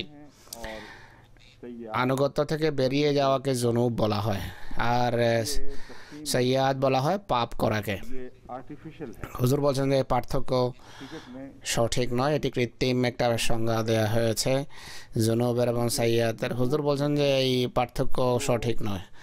জুনুব বা গুনাহ সমস্ত মানবীয় দুর্বলতার জন্য ব্যবহার হয়, মানবীয় দুর্বলতার ক্ষেত্রে এটি প্রযোজ্য হতে পারে। আল্লাহ তাআলার নবীও জুনুবের জন্য ইস্তেগফার করছেন। সেখানে জুনুব শব্দ জাম্বের বহু বচন, এর অর্থ হলো নবীদের এমন দুর্বলতা যা সাধারণ মানুষের মোকাবেলায় সেগুলো পূর্ণ। আর সাধারণ মানুষ যদি সেগুলো করে তাহলে গর্বের সাথে বলবে, কিন্তু নবীরা নিজেদের মহান মর্যাদা দৃষ্টিকোণ থেকে যখন এমন কাজ দিকে তাকান তাদের দৃষ্টিতে তা পাপ মনে হয়। তারা নিজেদের অবস্থানের দৃষ্টিকোণ থেকে নিজেদের কাজকর্ম অভ্যাসের সম্পর্কে ভাবেন এবং চিন্তা করেন।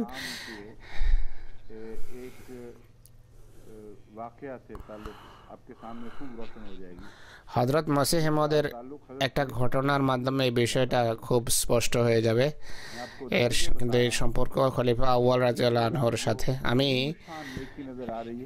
পদমর্যাদার কথা বলছি, এক জায়গায় একটা বিষয় যা অসাধারণ নেকি বা পুণ্য মনে হচ্ছে, অন্য দৃষ্টিকোণ থেকে দেখলে সেটিকে পাপ মনে হয়। আর এটি হতে পারে আর আশ্চর্যজনকভাবে এই দৃষ্টান্ত এই পুরো বিষয়ের উপর আলোকপাত করে।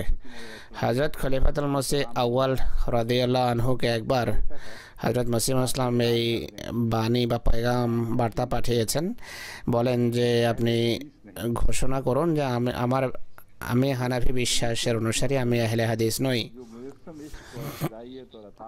খলিফাতুল মসিহ আউয়াল যিনি মূর্তিমান প্রেম, ভালোবাসা এবং আনুগত্যের মূর্ত প্রতীক ছিলেন, তিনি এই বার্তার উত্তরে মসিহ মউদকে এই পংক্তি লিখে পাঠিয়েছেন।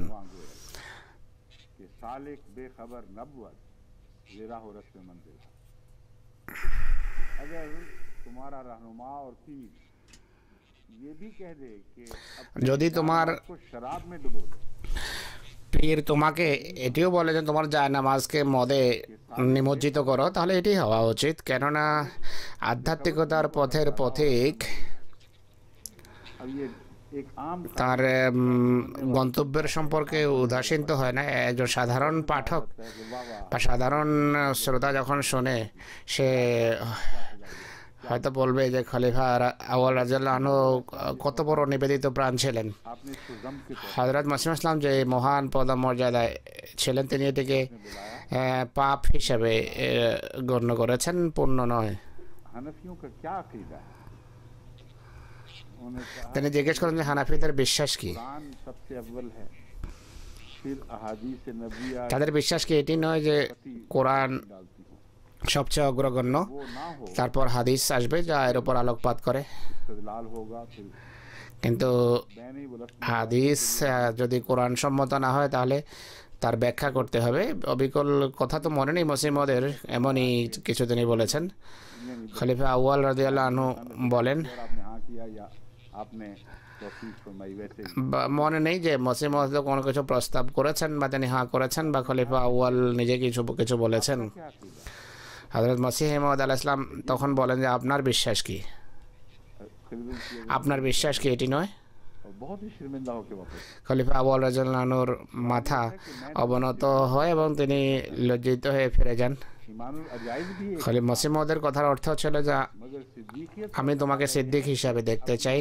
এক ধরনের ইমান হলো ইমানুল আজাইজ, অর্থাৎ যা শুনলাম আন্তরিকতার সাথে তা গ্রহণ করলাম। কিন্তু যে সিদ্দিক হয়ে থাকে সে এমন নয় যে বিষয়টা আমার কাছে ভালো মনে হচ্ছে না, কিন্তু আমার আকা বলেছেন তাই ভালো মনে হবে। এটি সিদ্দিকের মহিমা নয়, বরং তোমার মনিবের কথাকে ভালো হিসাবে आंख से नहीं देखो সেটি যে ভালো অন্তর্দৃষ্টির ভিত্তিতে সেটিকে ভালো মনে করো। যদি এই দৃষ্টিকোণ থেকে না দেখো তাহলে সিদ্দিক হতে পারবে না। দেখুন কত সূক্ষ্ম বিষয়, যা জাম অর্থাৎ পাপ আর নেকি অর্থাৎ পুণ্যের আপেক্ষিক অবস্থান এবং অবস্থাকে স্পষ্ট করে। তাই এই কথা বলা যে জাম এবং সাইয়ার পার্থক্য হলে তাৎ করা বা না করার পার্থক্য, এটি ঠিক নয়। প্রত্যেক সেই ভুল এবং ভ্রান্তি যা আল্লাহ তাআলার যে প্রত্যাশা থেকে থাকে বুজুর্গের কাছে, কোনো মানুষের কাছে, তার তুলনায় নিম্নমানের যে অবস্থা এবং অবস্থান সেটি হলো জাম্ব। অথচ সাধারণ মানুষের জন্য সেটি অনেক বড় নেকি হতে পারে। তো নবীরা যে ইস্তেগফার করেন সেটি কিন্তু পাপের জন্য নয়, তারা নিজেদের যে মহান फिक्रमंद रहते हैं। পদমর্যাদার সাথে সংশ্লিষ্ট পূর্ণ আছে সেই সম্পর্কে তারা চিন্তিত থাকেন যে হয়তো এমন কোনো ভুল ভ্রান্তি হয়ে যেতে পারে যা আমাকে আমার সেই মহান মর্যাদা থেকে অধপতিত করবে। তো সাইয়া সেই পাপকে বলা হয় যা মানুষের সত্তা, তার কর্ম এবং তার চিন্তাধারার সাথে সম্পর্কযুক্ত, সে দেখুক বা না দেখুক। इंसान को महसूस नहीं होता, इसीलिए अल्लाह অনেক সময় মানুষের কাজের মাঝে তা লুকায়িত থাকে কিন্তু মানুষ তা বোঝে না। সেই কারণে আল্লাহ তাআলা এই দোয়া শিখিয়েছেন যে নাউযুবিল্লাহি মিন শুরুরি আনফুসিনা ওয়া মিন সাইয়্যাতি আমালিনা। এখানে শুরুর আর জাম্ব একই বিষয়। সাইয়্যাতে আমাল মানুষের সহজাত এবং প্রকৃতিগত অভ্যাস যা পাপের ফলে সৃষ্টি হয়, কিন্তু এইটি মানুষের প্রকৃতির অংশ হয়ে যায় এবং স্থায়ী অংশ হয়ে যায়। সেই সমস্ত পাপ থেকে বাঁচার দোয়া এখানে শেখানো হয়েছে। তাই সাইয়া শব্দ এখানে জামের তুলনামূলক দৃষ্টিকোণ থেকে যে ব্যবহার হয়েছে সেখানে এর অর্থ এটি। সাইয়া এবং সা আর যে অর্থে কোরআনে দুই শব্দ ব্যবহার করেছে, কোরআনের বিভিন্ন আয়াতের আলোকে তা স্পষ্ট করার জন্য আমি কিছু দৃষ্টান্ত তুলে ধরবো। সা আ শব্দের অর্থ হলো মর্মপীড়াদায়ক হওয়া বা কষ্টদায়ক হওয়া। সা আ সাবিরা একটা মন্দ রীতি, একটি অপছন্দনীয় রীতিনীতি। কর্ম বা কাজ আমল ক্ষতির কারণ হওয়ার দিক থেকে অর্থ প্রকাশ পায়। অর্থ হলো এই কাজের কুফল প্রকাশ পাবে এবং এই কাজের তাদের ক্ষতি হবে। সা মা কানু ইয়ামালুন, এরা যে কাজ করে এটি এমন নয় যার ফলাফল প্রকাশ পাবে না, অবশ্যই এর কুফল প্রকাশ পাবে। এরপর কষ্ট দেওয়া বা লাঞ্ছিত করার অর্থেও এটি ব্যবহার হয়। লিয়াসুয়া ওজুহুকুম,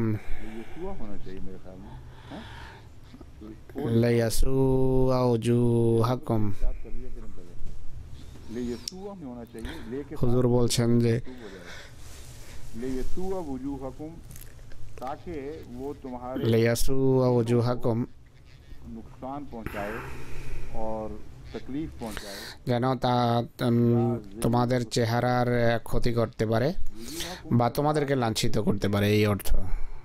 অজুহাকুমের একটি অর্থ হলো চেহারা। চেহারা बल्कि हर बदी এখানে চেহারার অর্থ শুধু মুখ নয়, বরং उसका चेहरे पर जरूर असर जाहिर है। প্রত্যেক মন্দ সংবাদের অবশ্যই চেহারাতে কোনো প্রভাব প্রকাশ পায়। এখানে কষ্টের বিস্তারিত বিবরণ দেওয়া হয়নি যে কী কী কষ্ট দেওয়ার উদ্দেশ্য ছিল। প্রত্যেক এমন সংবাদ যা চেহারার ঔজ্জ্বল্যে চিড় ধরায়, সেই কষ্টকে বলা হয় সু। আর অজুহুনের একটি অর্থ হলো সর্দার। যখন ভিন্ন জাতি কোনো জাতির উপর জয়যুক্ত হয়, তখন নেতাদের বা সর্দারদেরকে তারা লাঞ্ছিত করে। রানী সেবায় এই বিষয়টাই বর্ণনা করেছেন যে বাচ্চারা যখন শহরে প্রবেশ করে, বড়দেরকে ছোট আর ছোটদেরকে বড় করে। এর অর্থ হলো তোমাদের নেতারা নেতৃত্বের যোগ্য নয়, নেতৃত্বের যোগ্যতা হারিয়ে বসেছে। তখন আল্লাহ তাআলা শাস্তিস্বরূপ ভিন জাতিকে ডেকেছেন যেন তোমাদের যারা বড় সেজে বসে আছে তাদেরকে লাঞ্ছিত করা যায় এবং তাদেরকে হেয় এবং হীন প্রমাণ করা হলো উদ্দেশ্য। এটি হলো ইয়াসু উ শব্দের অর্থ। অনেক বড় ক্ষতিও এর অর্থ হতে পারে, ভয়াবহ ক্ষয়ক্ষতিও ইয়াসুর অর্থ হতে পারে, শাস্তিও এর একটি অর্থ। সু শব্দ যদিও তাদের দিকে ইশারা করছে যারা শহরে প্রবেশ করবে, কিন্তু আল্লাহর পক্ষ থেকে শাস্তিস্বরূপ একটা চিত্র এখানে অঙ্কন করা হয়েছে। সেই কষ্ট যা নিজ কর্মের কারণে মানুষ পায়, তার জন্য সু শব্দ ব্যবহার হয়। অনেক সময় আল্লাহ তাআলা তোমাদের কর্মের কুফল অন্যদের মাধ্যমে প্রকাশ করেন, যেন তোমরা বুঝতে পারো যে তোমাদের কর্মের প্রকৃত রূপ এবং স্বরূপ কি। সিয়া সুয়া ওয়ালাম্মা জাআত রাসূলুনা সিয়া বিহিম। হযরত লূত আলাইহিস সালাম সম্পর্কে আছে যে আমাদের ফেরেশতা যখন আযাবের সংবাদ নিয়ে সেখানে পৌঁছলো এবং বলল যে এই জাতি ধ্বংসপ্রাপ্ত, তখন যদিও বাহ্যত তোমরা অত্যন্ত নোংরা জাতি ছিলে, যদিও তোমরা অত্যন্ত নোংরা জাতি, সিয়া বিহিম তাদের কারণে বড় মানসিক কষ্টের ভিতর ছিল। সিয়া শব্দের অর্থ হলো পছন্দ করেনি, চেহারায় সেটি প্রকাশ পেয়েছে। এটি পাপের সাথে সম্পর্কযুক্ত নয়। সু শব্দ নবীদের জন্য ব্যবহার হতে পারে, কিন্তু সেখানে কষ্টের অর্থে ব্যবহার হবে। তারা কষ্ট পাচ্ছেন এই অর্থে ব্যবহার হবে, গুনার অর্থে নয়।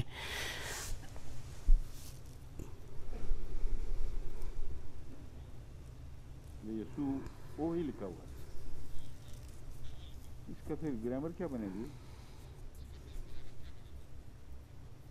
ये सू हो सकता है, हाँ, फिर वो यही सिर्फ मुमकिन है कि ले यसू में वो आखिरी वाव है वो লেয়াসু ও শব্দের বৈয়াকরণিক আলোচনা হচ্ছে। यसुआ नहीं हो सकता। তো হুজুর বলছেন যে ইয়াসু উ হবে, লেয়াসু উ হবে বহু বচনে। तो ले यसुआ नहीं, ले यसू ओ है, লেয়াসু আ নয়, और जमा में লেয়াসু হবে। होना चाहिए था। तो यसू जो पढ़ा गया इसका मतलब एक हरफ गिर गया है। अगर वो এটি যেহেতু বহু বচন তাই ইয়াসু উ হবে। उस पर ये नस्ब आ जाती है, वो क्योंकि जिस पर ये इलामत ज़ाहिर होनी थी वो लफ्ज़ मौजूद ही नहीं रहा, इसलिए उसके गिरने के बाद जितना लफ्ज़ बाकी रह गया वही बयान हो गया। এটি এক বচন নয় বরং বহু বচন, তাই ইয়াসু উ হবে। হুজুর বলছেন बद बुरा बदी बुराई लम यमससहुम सून, उन्हें कोई बुराई या तकलीफ লাম ইয়ামসাস হোমসুন, কোনো কষ্টদায়ক বিষয় তাদেরকে স্পর্শ করবে না। सारे माने गुजर चुके हैं। अल मायदा ले युरहु कैफा युवारी सौआता अखी। लियुरियाहु कैफा युवारी सवाता আখি। ये है लाश, मुर्दा जिस्म। বাইদাবি এর অনুবাদ করেছেন সওয়াতার অনুবাদ করেছেন লাশ বা মৃতদেহ।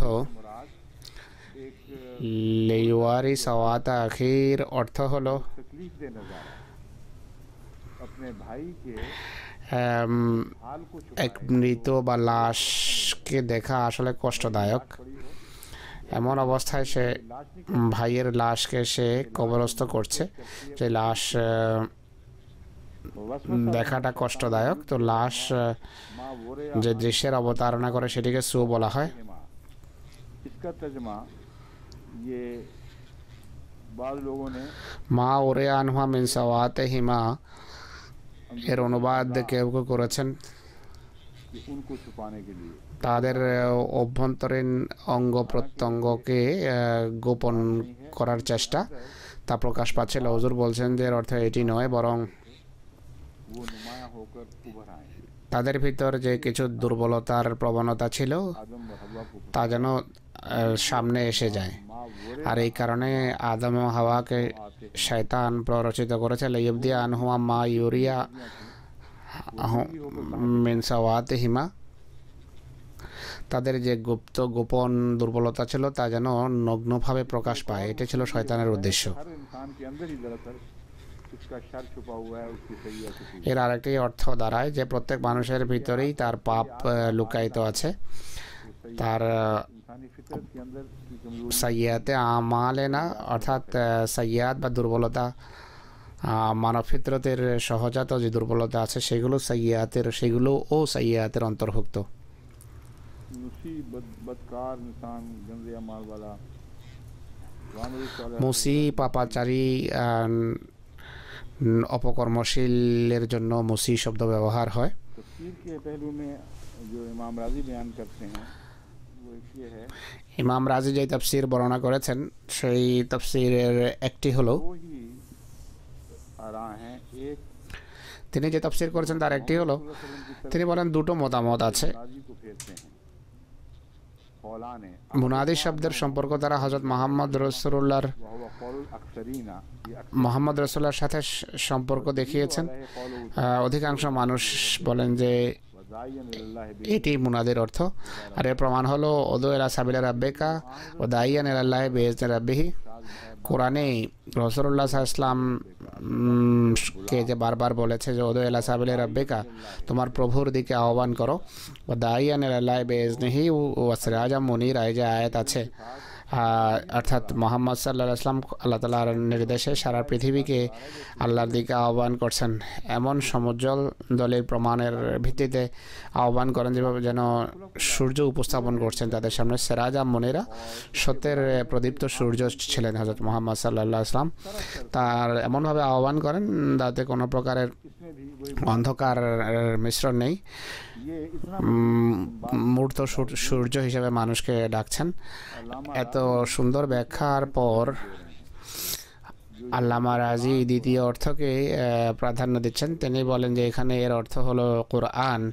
মুনাদি বলতে কোরআনকে বোঝায়, তার মতে রাসূলুল্লাহ সাল্লাল্লাহু আলাইহি ওয়াসাল্লামকে নয়। लेकिन आगे बताता हूँ इमाम राजी क्या कहते हैं।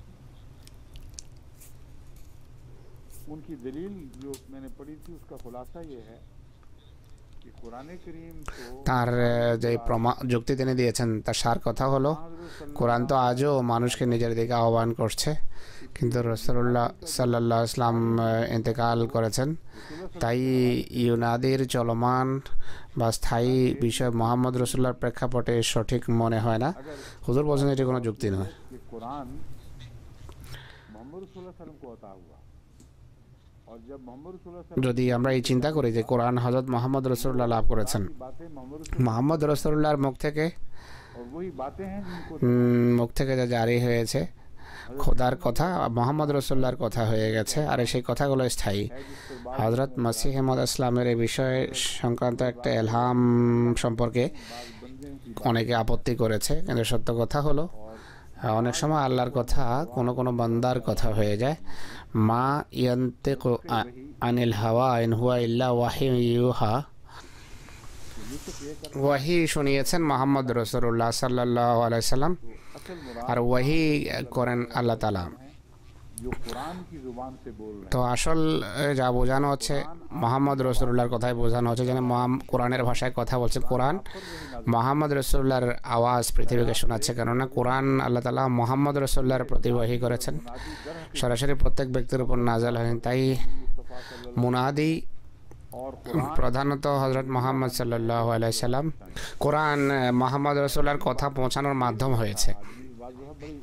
অদ্ভুত কথা হলো, সেলের মতো মানুষ অনেক সময় কাজের কথা বলে, যেখানে শত্রুতা উদ্দেশ্য হয় না সেখানে কাজের কথা বলে। বড় পরিশ্রমী মানুষ ছিলেন, কিছু কিছু কথা বুঝতো। সে অবিকল এই কথাই বলে। সে বলে যে এখানে মুনাদি বলতে মোহাম্মদকে বোঝানো হয়েছে কোরআন সহ। সে মোহাম্মদ যার হাতে কোরআন, তাকে কোরআন, সে মোহাম্মদকে বোঝানো হয়েছে যার হাতে কোরআন। কোরআন নিজে মুনাদি নয়, হযরত মুহাম্মদ রাসূলুল্লাহর মুখ থেকে নিঃসৃত হয়েছে, তখনই সেটি মুনাদি হয়েছে, ঘোষক হিসাবে কাজ করেছে কোরআন শরীফ। उसके लफ्ज़ी अल्फाज हैं सेल के, नेमली मोहम्मद विद दी कुरान। সেলের শব্দ হলো ये बिल्कुल सही প্রধানত মোহাম্মদ সাল্লাল্লাহু আলাইহি সাল্লাম, কোরআনবাহী মোহাম্মদ। হুজুর বলছেন যে তার এই ব্যাখ্যা সত্য, মুনাদির যে ব্যাখ্যা তিনি করেছেন এটি সত্য, ये बात সঠিক। कही गई है कि मुनादी और युनादी के अल्फाज जमा करने से क्या हासिल। আরেকটি বিতর্ক উঠানো হয়েছে যে মুনাদি এবং ইউনাদি যে একত্রে রাখা হয়েছে এই দুই শব্দকে, এর উদ্দেশ্য কি? আমাদের আলেমেরা অনেক সময় অনেক সূক্ষ্ম বিতর্ক করেন, অনেক সময় এত সূক্ষ্মতায় প্রবেশ করেছেন যে তারা কোরআনের সার্বজনীনতা ভুলে গেছে। কোরআনকে সার্বজনীন দৃষ্টিকোণ থেকে পড়া উচিত। হযরত মসিহ ইসলামের আগমনের একটি উদ্দেশ্য এটিও, যে কোরআনকে শুধু বাঁকা চোখে সংকীর্ণ দৃষ্টিতে পড়লে হবে না, বরং সার্বজনীন দৃষ্টিকোণ থেকে দেখতে হবে। যেভাবে আকাশের উচ্চতায় যে পাখি উঠছে, যে পুরো দিগন্তের উপর যার দৃষ্টি থাকে, এই দিক থেকে তিনি কোরআনকে দেখেছেন। खुद मोमिन को এই উভয় বিষয় কোরআন স্বয়ং মোমেনকে বোঝায় যে তোমরা সার্বজনীন দৃষ্টিকোণ থেকেও আমাদেরকে দেখো, নিজেদের নফসে অবগাহন করেও আমাদেরকে দেখো। এই সমস্ত মুফাসসিররা যে পরিশ্রম করেছেন, তারা কাছের সূক্ষ্ম দৃষ্টিতে কিন্তু ভালোবাসার সংকীর্ণ দৃষ্টিতে দেখেছেন, কোরআনকে পড়েছেন বা পড়েন। এই যে সূক্ষ্ম তাফসীর, সেটি নতুবা কারোর জন্য বোঝা সম্ভবই ছিল না। তারা বলেন যে মুনাদি বলার পর ইউনাদি কেন বলা হয়েছে, इस पर जो ইউনাদি লিল ইমানে বলার উদ্দেশ্য কি, के हवाले से मैं आपको समझाता हूं। এ সম্পর্কে যে বিতর্ক হয়েছে তা রাজির তাফসীরে কবিরের আলোকে আমি আপনাদের সামনে উপস্থাপন করব। যাকারান নিদা মুতলাকান সুম্মা মুকাইয়াদান বিল ঈমানে تفخيما لشان المنادى لأنه لا منادى أعظم من منادي ينادي للإيمان. اعلم أنهم طلبوا من الله تعالى في هذا الدعاء ثلاثة أشياء: أولهما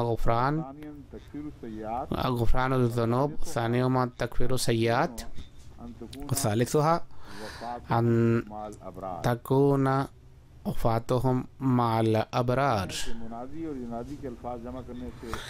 ইনি বলছেন যে মুনাদি আর ইউনাদি একত্রে উপস্থাপনের উদ্দেশ্য হলো,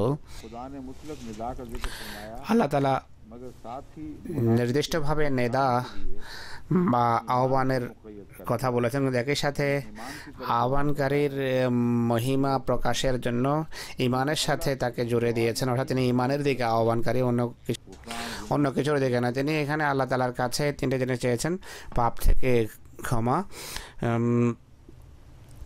দুর্বলতা দূর করা, আর পূর্ণবানদের অন্তর্ভুক্ত করা। আল্লামা জামাশরির বরাত দিতে গিয়ে তাফসীরে কাসেমিতে লেখা আছে যে জামাশরি বলেন, হুজুর বলছেন জামাশরি থেকেই নেওয়া উচিত ছিল।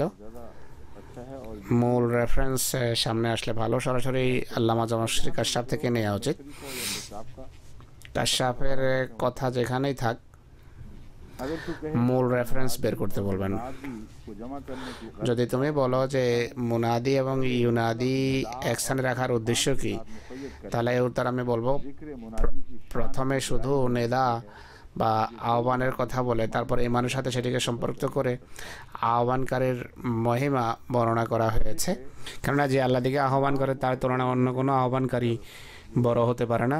তো এক কথায় সব মুফাসসির না হলেও उन्होंने यही वजह बयान फरमाई অধিকাংশ মুফাসসির যারা বড় মহিমার অধিকারী তারা এই অর্থই করেছেন। कि बहस में सब लगे हुए এরপর জুনুব এবং সাইয়াতের বিতর্ক রয়েছে, বা অনেকেই জুনুব এবং সাইয়াতের বিতর্ক করেছেন।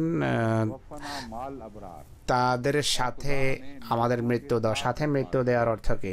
তাওয়াফানা মাল আবরার, আমাদেরকে পুণ্যবানদের সাথে মৃত্যু দাও। अक्सर मुफस्सिरीन ने रोशनी डाली है वो ये है कि जैसा कि অধিকাংশ মুফাসসির এর উপর আলোকপাত করতে গিয়ে বলেছেন मैं इस मामले में যেভাবে বলা হয় যে আনা মা শাফি ফি হাজিল মাসালাতে, আমি এই বিষয়ে শাফের সাথে আছি, আমি অমুকের সাথে আছি, অমুকের সাথে আছি। এর অর্থ হলো তার যে বিশ্বাস আমারও একই বিশ্বাস। नेकों की মাল আবরারের অর্থ হবে আমি আমি যেন में वफात पाऊं, পুণ্যকর্মে রত অবস্থায় मेरा वही हाल हो जो नेकों का हाल। মারা যায়, এমন সময় मैं नेक আমি যখন মৃত্যুবরণ করি আমি যেন নেকদের মতো হয়ে মৃত্যুবরণ করি, नेकों में लिख लेने के मुकाबले पर ज्यादा আমি নেকদের জামাতভুক্ত হই। पर इस दलालत करता এই বাক্যটি নেকদের মধ্যে যেন আমাকে লেখা হয় এর তুলনায় গভীর। है। मुराद ये होती है कि कमजोर কাউকে নেকদের মাঝে লিখে নেয়া এর অর্থ হলো দুর্বলতা लेकिन থাক नेकों কিন্তু তারপরও আমাকে নেক गण्य করা হোক मेरा शुमार करना। এমন নয়। मुराद ये है कि यानी इन उलमा के नज़दीक নেকদের অন্তর্ভুক্ত उनको ज़्यादा तक़वियत मिलती এই আলেমদের মতে है कि उनके नेकी की हालतें मेरी नेकी की हालतें हो जाएं और 100% তাদের নেকির অবস্থা বা পুণ্যের অবস্থা যেন আমার পুণ্যের অবস্থা হয়ে যায়, 100% যেন তাদের সাথে আমার মেল থাকে। मामले में তারা বলেন, যারা এই অর্থ করেছেন ইন্নি মা শাফি ফি হাজিহিল মাসালা, অর্থাৎ এই বিষয়ে আমি শাফির সাথে আছি, এটি মানুষ তখন বলে যখন 100% इख्तलाफ हो तो ये नहीं कहा जाता। সেই বিশ্বাস এবং সেই রীতিকে মানুষ অবলম্বন করে। যদি কোনো মত পার্থক্য থাকে, মতভেদ থাকে, এটি বলা যায় না। তো তাওফানা মাল আবরারের অর্থ হলো আমাদেরকে मैं नहीं वैसे তোমার দৃষ্টিতে इस নেক যারাই হোক না কেন আমরা যেন অবিকল তাদের মতো হয়ে যাই। से करीमा से भी मान এই বিষয়টি হযরত ইমাম রাজি सूरह निसा की সেই আয়াতের সাথেও आयत के मुफ्त সংশ্লিষ্ট করে বর্ণনা করেছেন, से पेश करते हैं। যার নবুয়তের অর্থ স্পষ্ট করার জন্য সূরা নিসার যে আয়াত আমরা পেশ করি সেই আয়াতের সাথে একত্রে বর্ণনা করেছেন।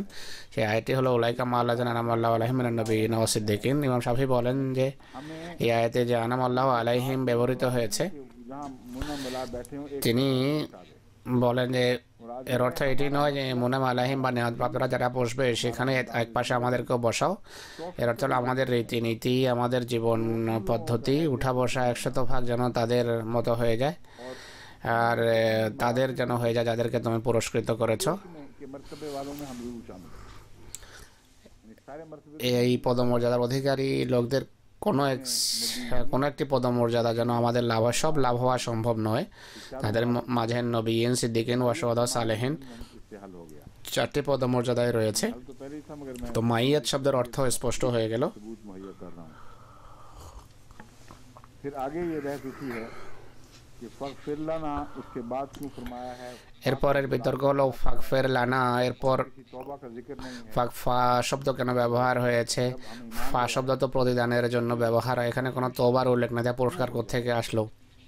আমরা ঈমান আনলাম, ঈমান এনে ক্ষমার কথা কেন আসলো? তওবার কথা তো কোথায় উল্লেখ নেই, তাই ক্ষমা কেন কীভাবে আসতে পারে? এখানটা প্রতিদান শব্দ ব্যবহার হওয়া উচিত ছিল। ঈমান এনেছি তাই পুরস্কার দাও। फगफिर लना जुनूबना কিন্তু এরপর अगर হুজুর বলছেন এরপর ফাগফির লানা যুনুবানা শব্দ রয়েছে। वक्फिर आना सय्यातिना রব্বানা ফাগফির লানা যুনুবানা ওয়া কাফির আন্না সাইয়্যাতিনা। उलमा ये बहस उठाते পাপের যদি ক্ষমা, हैं बाद बख्शे जाते हैं। আলেমদের বিতর্ক হলো तौबा हो गई तो फिर পাপের ক্ষমা তো হয় তওবার পর, पहले তওবাই যদি করে ফেললেন তারা তারা সাইয়্যাত বা গুনাহ কিভাবে বাকি থাকতে পারে? প্রথমে তওবার মাধ্যমে ক্ষমা, এরপর সাইয়্যাত থেকে রক্ষা পাওয়ার দোয়ার অর্থটা কি? फिर वो है कि माल अबरार उस हालत में আবার শেষের দিকে রয়েছে তাওয়াফানা মা আল আবরার। से नतीजा निकाला गया है, इसका क्या मतलब है? क्यों जी आज रखें या कल এই সম্পর্কে যে চূড়ান্ত ফলাফল है ना টানা বা ফলাফল বা কনক্লুশন ড্র করা হয়েছে, এর কারণ কি, এর অর্থ কি? হুজুর বলছেন যে আজকে শেষ করার চেষ্টা করি।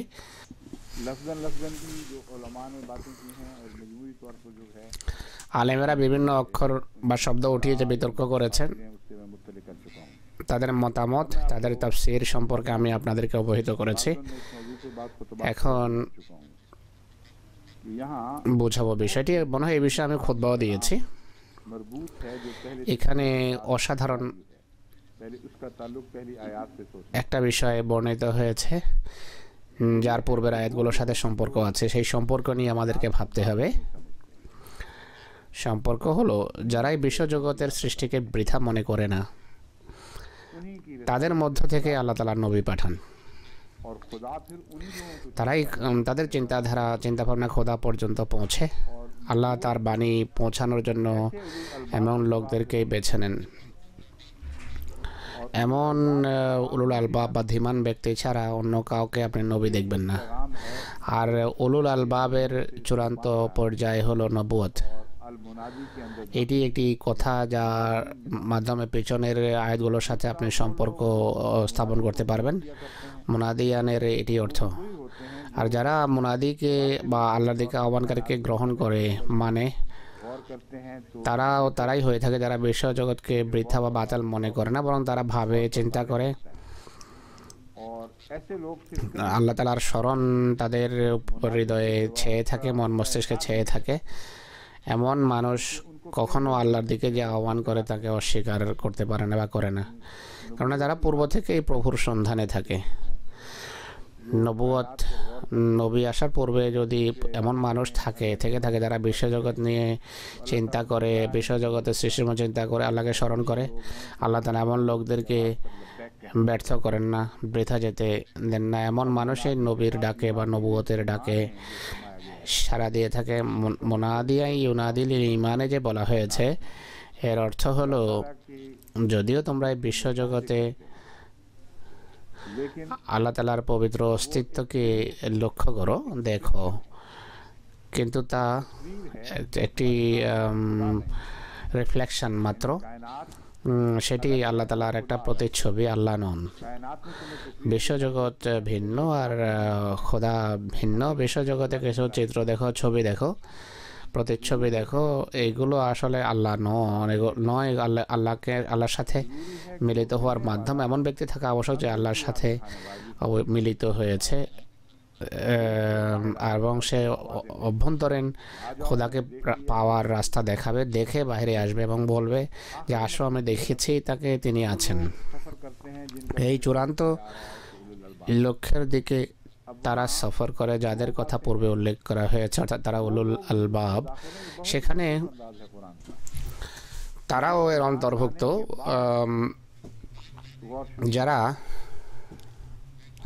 ঈমান আনার পর বিশ্বজগৎ নিয়ে প্রণিধান চিন্তাভাবনা আরম্ভ করে। দ্বিতীয়ত যারা যখন চিন্তা করে पोटेंशियल मोमिन খোদা তাআলা তাদের মন মস্তিষ্কে ছেয়ে যান, তারা ঈমান আনার যোগ্যতা রাখেন, তারা পটেনশিয়াল মোমেন। वो उनकी पोटेंशियल हालत এই থেকে প্রথম যে অবস্থা বর্ণিত হয়েছে সেটি তাদের পটেনশিয়াল অবস্থা, ईमान की तरफ हरकत অর্থাৎ তাদের যারা এখনো ঈমান আনেনি কিন্তু ঈমানের দিকে তারা অগ্রসর হচ্ছে। দ্বিতীয় শ্রেণীর তারা যারা ঈমান এনেছে, মুনাদিয়া ইউনাদি আবির্ভূত হয়েছেন, তাদের উন্নত অবস্থা এখানে বর্ণিত হয়েছে। ঈমানের সৌন্দর্যের কারণে और ये उनकी कैफियत है তারা এ পথে পদচারণা করছেন, এই হলো তাদের অবস্থা। के साथ हो তো তাকওয়ার সাথে যদি চিন্তা ভাবনা করা হয়, খোদার ভালোবাসার সাথে করা হয়, তাহলে তারা और मुनादी की आवाज़ सुनने ঈমান না থাকলেও ঈমান আনার বৈশিষ্ট্য রাখে এবং মুনাদির ডাকে সাড়া দেওয়ার যোগ্যতা রাখে। আর যদি ঈমান আনয়নকারী মানুষ হয়ে থাকে পূর্বেই, তাহলে সোনায় সোহাগা, উঠতে বসতে চলাফেরায়, শয়নে জাগরণে, সর্বাবস্থায় मुतसर रहता है। খোদা তাআলা সম্পর্কে সেভাবে খোদার স্মরণ সম্পর্কে চিন্তা করে, আর ফলাফল উভয়টিরই একই।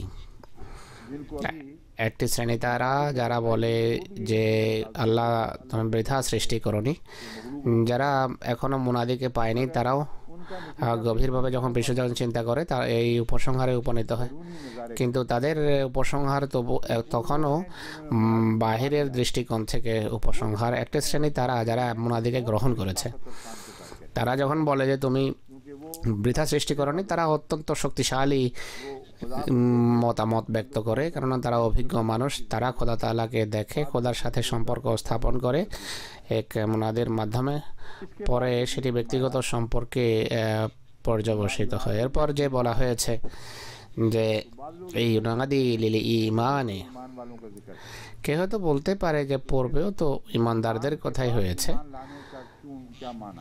ইমানদারদের কথাই বলা হয়েছে, ইমানের পর আবার ইমান আনার কথা ইমান আনার অর্থ কি? হুজুর বলছেন কোরআন থেকে এটি স্পষ্টভাবে প্রমাণিত যে ইসলামের উপর মানুষ প্রতিষ্ঠিত থাকে, তারপরও ইসলামের দিকে আহ্বান করা হয়, আর ইমানের অবস্থা থাকে তারপরও বলা হয়েছে যে সুম্মাল্লাযিনা আমানু, এরা পুনরায় ইমান আনে। তো এগুলো হলো ইমানের বিভিন্ন স্তরের উল্লেখ। যদিও অনেক ইমানদার মানুষ এমন আছে যারা আল্লাহ তাআলাকে, বিশ্বজগৎকে দেখে আল্লাহর উপর ইমান আনে, আল্লাহর ভালোবাসার কথা বলে, কিন্তু একটি ইমান কোনো আল্লাহর দিকে আহ্বানকারীর সাহচর্যে লাভ হয় বা আহ্বানকারীর কথা মেনে তার আনুগত্যে লাভ হয়ে থাকে। তো তারা এমন লোকদেরকে যারা বাহ্যত নিজেদেরকে মোমেন মনে করে, তাদেরকে ইমানের দিকে ডাকে, বলে যে এখনও তোমরা জানো না ইমানের কোন অবস্থায় আছো, যাকে তোমরা ইমান বলছো এটি ঘুম থেকে মাত্র তোমাদের চোখ খোলার নামান্তর, কিন্তু এখন আমরা তোমাদেরকে প্রকৃত অর্থে জাগার কথা বলছি। সেই ইমান অনেক বেশি উজ্জ্বল, যা আল্লাহর নবীর অনুসরণের মাধ্যমে লাভ হয়। কোনো চিন্তাশীল বা চিন্তাবিদ বা বিশ্বজগৎ নিয়ে চিন্তা যারা করে, তারা নেক হলেও আল্লাহকে ভালোবাসলেও সেই ইমান লাভ করতে পারে না, যে নবুয়তের মাধ্যমে লাভ হয়। ইউনাদি লিল ঈমানে,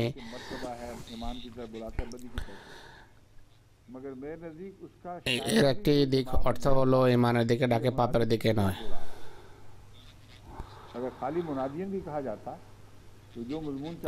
যদি শুধু মুনাদিয়ান বলা হতো তাহলে যে বিষয় চলছে প্রত্যেক মানুষ এটি বুঝতো যে আল্লাহর স্মরণের দিকে ডাকছে, আল্লাহর ভালোবাসার দিকে ডাকছে, যুক্তি এবং বিবেকের দিকে ডাকছে। এই কথাগুলো এমন যুক্তি এবং ব্যাখ্যা সঠিক হলেও এই আয়াতের প্রতিপাদ্য বিষয় তা মনে হয় না, এই আয়াতের লক্ষ্য এটি তা মনে হয় না। এই আয়াতের লক্ষ্য এবং উদ্দেশ্য হলো এমন এই সমস্ত ব্যক্তিরা সেই ইমানের মুখাপেক্ষী যে ইমানের দিকে শুধু ইউনাদি লিল ঈমান ডাকে। কোনো প্রেমাস্পদকে দেখা ছাড়া কিভাবে হৃদয়ে ভালোবাসা সৃষ্টি হবে তার জন্য, আর কাল্পনিক প্রেমিককে কিভাবে কেউ ভালোবাসতে পারে? যদি দেখা সম্ভব না, কমপক্ষে কথা তো হওয়া চাই, আর বন্ধুর সৌন্দর্যের অন্ততপক্ষে ছাপ তো চোখে পড়া উচিত। তো ছাপের মাধ্যমে কথা আরম্ভ হয়েছে। হযরত মুসলিম ইসলাম বলছেন, যদি দেখতে না পাও তাহলে ছাপের উপরেই তোমাদেরকে নির্ভর করতে হবে, কিন্তু দেখা এটি সম্পূর্ণ ভিন্ন বিষয়। তো এখানে ইমানের বিষয়, এই যে ইমানের কথা আছে তা পরম মার্গে পৌঁছে মুনাদির মাধ্যমে, আল্লাহর দিকে আহ্বানকারীর মাধ্যমে। আহ্বানকারীর উদ্দেশ্যই এটা। এরপর বলা হয়েছে যারা ইমানের দিকে আহ্বানকারীর আহ্বানকে মেনেছে, শুনেছে, আর এই অহংকার করেন আমরা পূর্বেই আধ্যাত্মিকতার উচ্চ মার্গে আছে, আমরা উঠতে বসতে সর্বদা আল্লাহকে স্মরণ করি, তাই এই আল্লাহর দিকে আহ্বানকারীর আহ্বান শোনার দরকার কি? যারা অবনত হয় আর জানে যে ইনি উন্নত পর্যায়ের নেক মানুষ, তাদের সাথে আল্লাহর একটা ভিন্ন ব্যবহার আরম্ভ হয়। এই প্রসঙ্গে হযরত মুসলিম ইসলামের জীবনের একটি ঘটনা বড় মজার এবং যথাযথ। এক ব্যক্তি যে ফকির এবং দরবেশের মতো জীবনযাপন করত, হঠাৎ করে মসজিদে আসে, কোনো দিক থেকে সফর করে এসেছে, এসে নামাজের পর তাৎক্ষণিকভাবে মসিমুল ইসলামকে বলে যে আমার বয়াত নেন। হযরত মসিমুল ইসলাম বয়াত নেন, এরপর বলে যে আমি চললাম। হযরত মসিমুল ইসলাম ঘরে গেলেন এবং সে ব্যক্তি চলে যাচ্ছিলেন। এক সাহাবী জিজ্ঞেস করলেন যে ব্যাপার কি, বসো, মসিমদের সাহায্য থেকে কিছুটা আহ্বান হও, বয়াতের লাভ কি যদি এখানে থাকলেই না। সে ব্যক্তি বলল যে আমরা আধ্যাত্মিকতার অনেক উচ্চ মার্গে আছি। তিনি জিজ্ঞেস করলেন যে যদি আধ্যাত্মিকতার উচ্চ মার্গেই থেকে থাকো এখানে আসার দরকার কে ছিল। সে বললেন যে আমি নিজে তো আসি নাই, আল্লাহ তাআলা আমাকে জুতাচ্ছেন, জুতা দিয়ে পেটাচ্ছেন যে যাও বয়াত করে আসো, নতুবা আমার নৈকট্য লাভ হবে না। তো আল্লাহর পক্ষ থেকে আহ্বানকারী যখন আসেন তাকে মাধ্যম হিসাবে গ্রহণ করা আবশ্যক, কিন্তু সেই ব্যক্তি অবশ্যই নেক ছিলেন, মনে করতেন যে তিনি বুজুর্গ। আল্লাহ তার হৃদয়ের পুণ্যের উপর দৃষ্টি রেখে তাকে অহংকারী হিসাবে মরতে দেননি। নিজে সংবাদ দিয়েছেন যে তুমি যে পর্যায়ে থাকো সেখানে গিয়ে বয়াত করলেই তুমি নেক গণ্য হবে। এই হলো মুনাদিয়া ইউনাদি লিল ঈমানের আবশ্যকতা, যে তাকে আল্লাহর দিকে আহ্বান করতে হবে, নতুবা মানুষ বুঝবেই না যে প্রকৃত ঈমান কোথায়। তো যারা ঈমানদার তাদের জন্য ঈমানের কথা বলেন, মানুষকে উন্নত পর্যায়ের ঈমানের দিকে ডাকেন।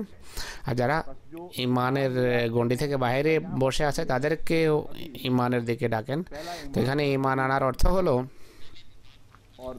পূর্বের ঈমান তাদের যুক্তিভিত্তিক ঈমানের কোনো প্রতিদান মানুষ পায় না। আপনি আগুন দেখেছেন, মানুষকে বলেন যে ওই যে আগুন দেখালাম পয়সা দাও, সে বললো যে তো যারা পূর্বেই ভাবে বিশ্বজগৎকে নিয়ে, তারা দেখে চিনতে পেরেছে যে আল্লাহ আছে, তাদের প্রতিদান এটি যে জাহান্নাম থেকে রক্ষা পাবে। তারা এই দোয়াই করেছে যে ফাকিনা আযাবান নার। কিন্তু আগুনের আযাব থেকে রক্ষা পাওয়াই কি উদ্দেশ্য, নাকি আরও বিষয় আছে? অতিরিক্ত কথাগুলো কিন্তু আল্লাহর দিকে আহ্বানকারীর মাধ্যমে লাভ হয়। আল্লাহর দিকে আহ্বানকারী আহ্বান করেন, এক ধরনের বঞ্চনা ছিল ইতিপূর্বে, তো তখন আপনি জানতেন না যে ঈমানের আর স্বাদ কাকে বলে, প্রকৃত ঈমান কি বা কামেল ঈমান কীভাবে লাভ হয়। আপনি না জেনে মাথা ঝুঁকান, এখানে সেই ঈমানের কথা বলা হয়েছে। প্রথমটি যুক্তির ঈমান ছিল, এখন গায়েবের ঈমান, যার কোরআনের প্রথম দিকের আয়াতের সাথে সম্পর্ক আছে। ইউমিনুনা বিল গায়বি ওয়া ইউকিমুনাস সালাতা ওয়া মিম্মা রাযাকনাহুম ইউনফিকুন। তারা তোমার সত্তায় ঈমান আনে, ইউমিনুনা বিমা উনজিলা ইলাইক, তোমাকে বিশ্বাস করে, ইউমিনুনা বিমা উনজিলা মিন কাবলিক বিল আখিরাতি হুম ইউকিনুন। ইউমিনুনা বিল গায়বি, প্রথমে গায়েবের উপর ঈমানের কথা আছে, এরপর তোমার উপর ঈমান আনে। সেখানে যে গায়েবের কথা উল্লেখ আছে তা মুহাম্মদ রাসূলুল্লাহর সত্তায় ঈমানের সাথেই সম্পর্ক যুক্ত। প্রথম দিকে অবস্থা হয়ে থাকে গায়বীয়তের, তারা মুহাম্মদ রাসূলুল্লাহকে পুরোপুরি চেনে না। আর আল্লাহ তাআলার পবিত্র সত্তার সেই সকল গুপ্ত রহস্যাবলী সম্পর্কেও অজ্ঞ থাকে, যা নবুয়তের মাধ্যমে আল্লাহ তাআলা স্বয়ং খুলেন। তো এমন লোকদের জন্য পুরস্কার এবং প্রতিদান রয়েছে, কেননা হযরত মসিহ ইসলাম এ বিষয় সম্পর্কে অনেক কিছু লিখেছেন। তিনি বলেন যে আল্লাহ তাআলা দৃশ্যে ঈমান আনলে পুরস্কার দেন। এই যে মুফাসসিররা ভাবছেন যে পুরস্কারের কথা বলা হচ্ছে, কিসের পুরস্কার? এর উত্তর হযরত মসিহ ইসলাম বিস্তারিতভাবে দিয়েছেন যে গায়েবের অবস্থার ঈমান, সেই ঈমান সাক্ষ্য এবং দলিল প্রমাণের ভিত্তিতে হয় না। এই কারণে এমন মানুষ পুরস্কারের যোগ্য হয়ে থাকে। তো এই সমস্ত মুমিনেরাই বলে যে আমরা ঈমান এনেছি, এখন আমাদেরকে কিছু দাও। তো ঈমান তো নিজেদের জন্য, নিজেদের স্বার্থে এনেছে, কিছু চাচ্ছে কেন? কিছু গায়েবের পরিস্থিতি ছিল, তার সত্ত্বেও তারা ঈমান এনেছেন। তো এখানে তাদের নেকির কথা বলা হচ্ছে যে আমাদের এই পুণ্যকে গ্রহণ করো, তোমার খাতিরে তোমার এক আদমের সামনে সেজদা করলাম, এর পুরস্কার দাও আমাদেরকে। পুরস্কার কি? ফাগফির লানা যুনুবানা। প্রথম পুরস্কার হলো পূর্বে যে পাপ করেছি তার হিসাব নিও না হে আল্লাহ। এখানে যুনুবের সাইয়্যাতের সাথে কোনো মোকাবেলা হচ্ছে না, অর্থাৎ ঈমান আনার পূর্বে আমাদের कि हमने गुनाह किया অবস্থা অত্যন্ত और वो শোচনীয়। বেশ কয়েক ধরনের পাপ হয়েছে। फिर हमने ईमान উম, लाया तो हमने যদি तो बड़ी সে সমস্ত দুর্বলতা এখনো থেকে যায়, हमारी निजात ना हो সেই বোঝা নিয়ে যদি এখন সফর করতে হয়, তাহলে মুক্তি তো পেলাম না। তওবার বিতর্ক নয়, ইমান তওবারই নাম। तो पहला ইমান একটা বৈপ্লবিক অবস্থার নাম। इल्तिजा उनकी ये है कि ए अल्लाह अब हम आ गए তাদের প্রথম আকুতি এটি যে, হে আল্লাহ, এখন এসে গেছি, পূর্বের দুর্বলতার হিসাব নেবে না। আল্লাহ তাআলা এরপর নিজেই তাদেরকে দোয়া শিখান যে आते আমালেনা এটি বলে পরের কথাও মানবে যে ওমিন সাইয়্যাতি আমালেনা, পাপের ক্ষমা তো লাভ হলো, যে কিন্তু এই যে নোংরা যে অভ্যাস আছে, স্থায়ী যে পাপের অভ্যাস, বিভিন্ন স্থানে হোঁচট খাও, চিন্তা ভাবনাও বক্র, একদিনে তো এগুলোর সমাধান হবে না। हमारी पुरानी তো এই দোয়া অবশ্যই করো যে, হে আল্লাহ, আমাদের পুরনো দুর্বলতা যা পাপে পর্যবসিত হয়, পাপও ক্ষমা করে দাও। फिर हमारे लिए कोई निजात नहीं আর কিন্তু পাপের কারণগুলো যদি থেকেই যায়, বাকি দূর না হয়, তাহলে মুক্তির কোনো রাস্তা খুঁজে পাবো না। তুমি আমাদের দুর্বলতা দূর করা আরম্ভ করো এখন। मौत तक का পাপ হঠাৎ করে দূর হতে পারে না, মৃত্যু পর্যন্ত इस्लाह का जारी होता है, उसका जिक्र है। ইমানের পর সংশোধনের যে ধারা সূচিত হয় এবং জারি থাকে, তার কথা বলা হয়েছে। दूर फरमा दे হে আল্লাহ, আমাদের দুর্বলতা সমূহ দূর করে দাও। আর মুমিনরা জানে नबूत के नीचे दर्ज যে कुल्लियतन हर सैया से पाक এক ব্যক্তি যে নবুয়তের নিজের পদমর্যাদায় থাকে, সে সম্পূর্ণভাবে পাপ মুক্ত হতে পারে না। তাই আকুতি মিনতি হলো পাপ থেকে পাক করা আরম্ভ করো। আমাদের প্রত্যেক পরের অবস্থা যেন পূর্বের অবস্থার তুলনায় ভালো হয়। যে সমস্ত কারণে পাপ হয়ে থাকে তা থেকে যেন আমরা মুক্তি পেতে পারি। আর हमारे इख्तियार में মৃত্যু তুমি দেবে, আর মৃত্যুর সময় তুমি সিদ্ধান্ত করবে, আমাদের নিয়ন্ত্রণে কোনো কিছু নেই। তাই যতদিন জীবিত রাখো, এতটা জীবনকাল অবশ্যই দাও যে আমাদের हाल उन लोगों के अमाल পাপ যেন এতটা দূর হয়ে যায় যে পর্যায়ে গেলে তোমার দৃষ্টিতে আমরা আমাদের কর্ম সেই সকল লোকদের कि तू हमें फिर নেকির তুল্য হবে, তাদের মতো পূর্ণ করার যেন আমরা ना के वैसे তৌফিক পাই। যে কারণে তুমি আমাদের অবস্থায় প্র্যাকটিক্যাল পরিবর্তন আসার কারণে, পাপ থেকে দূরে সরে যাওয়ার কারণে আমাদেরকে পাক লোকদের অন্তর্ভুক্ত লিখে নাও, যারা তোমার দৃষ্টিতে আবরার আখ্যায়িত হয়, যাদের পুণ্য তাদের দুর্বলতার উপর ছেয়ে যায়। বাকি ইনশাল্লাহ আগামীকাল। أعوذ بالله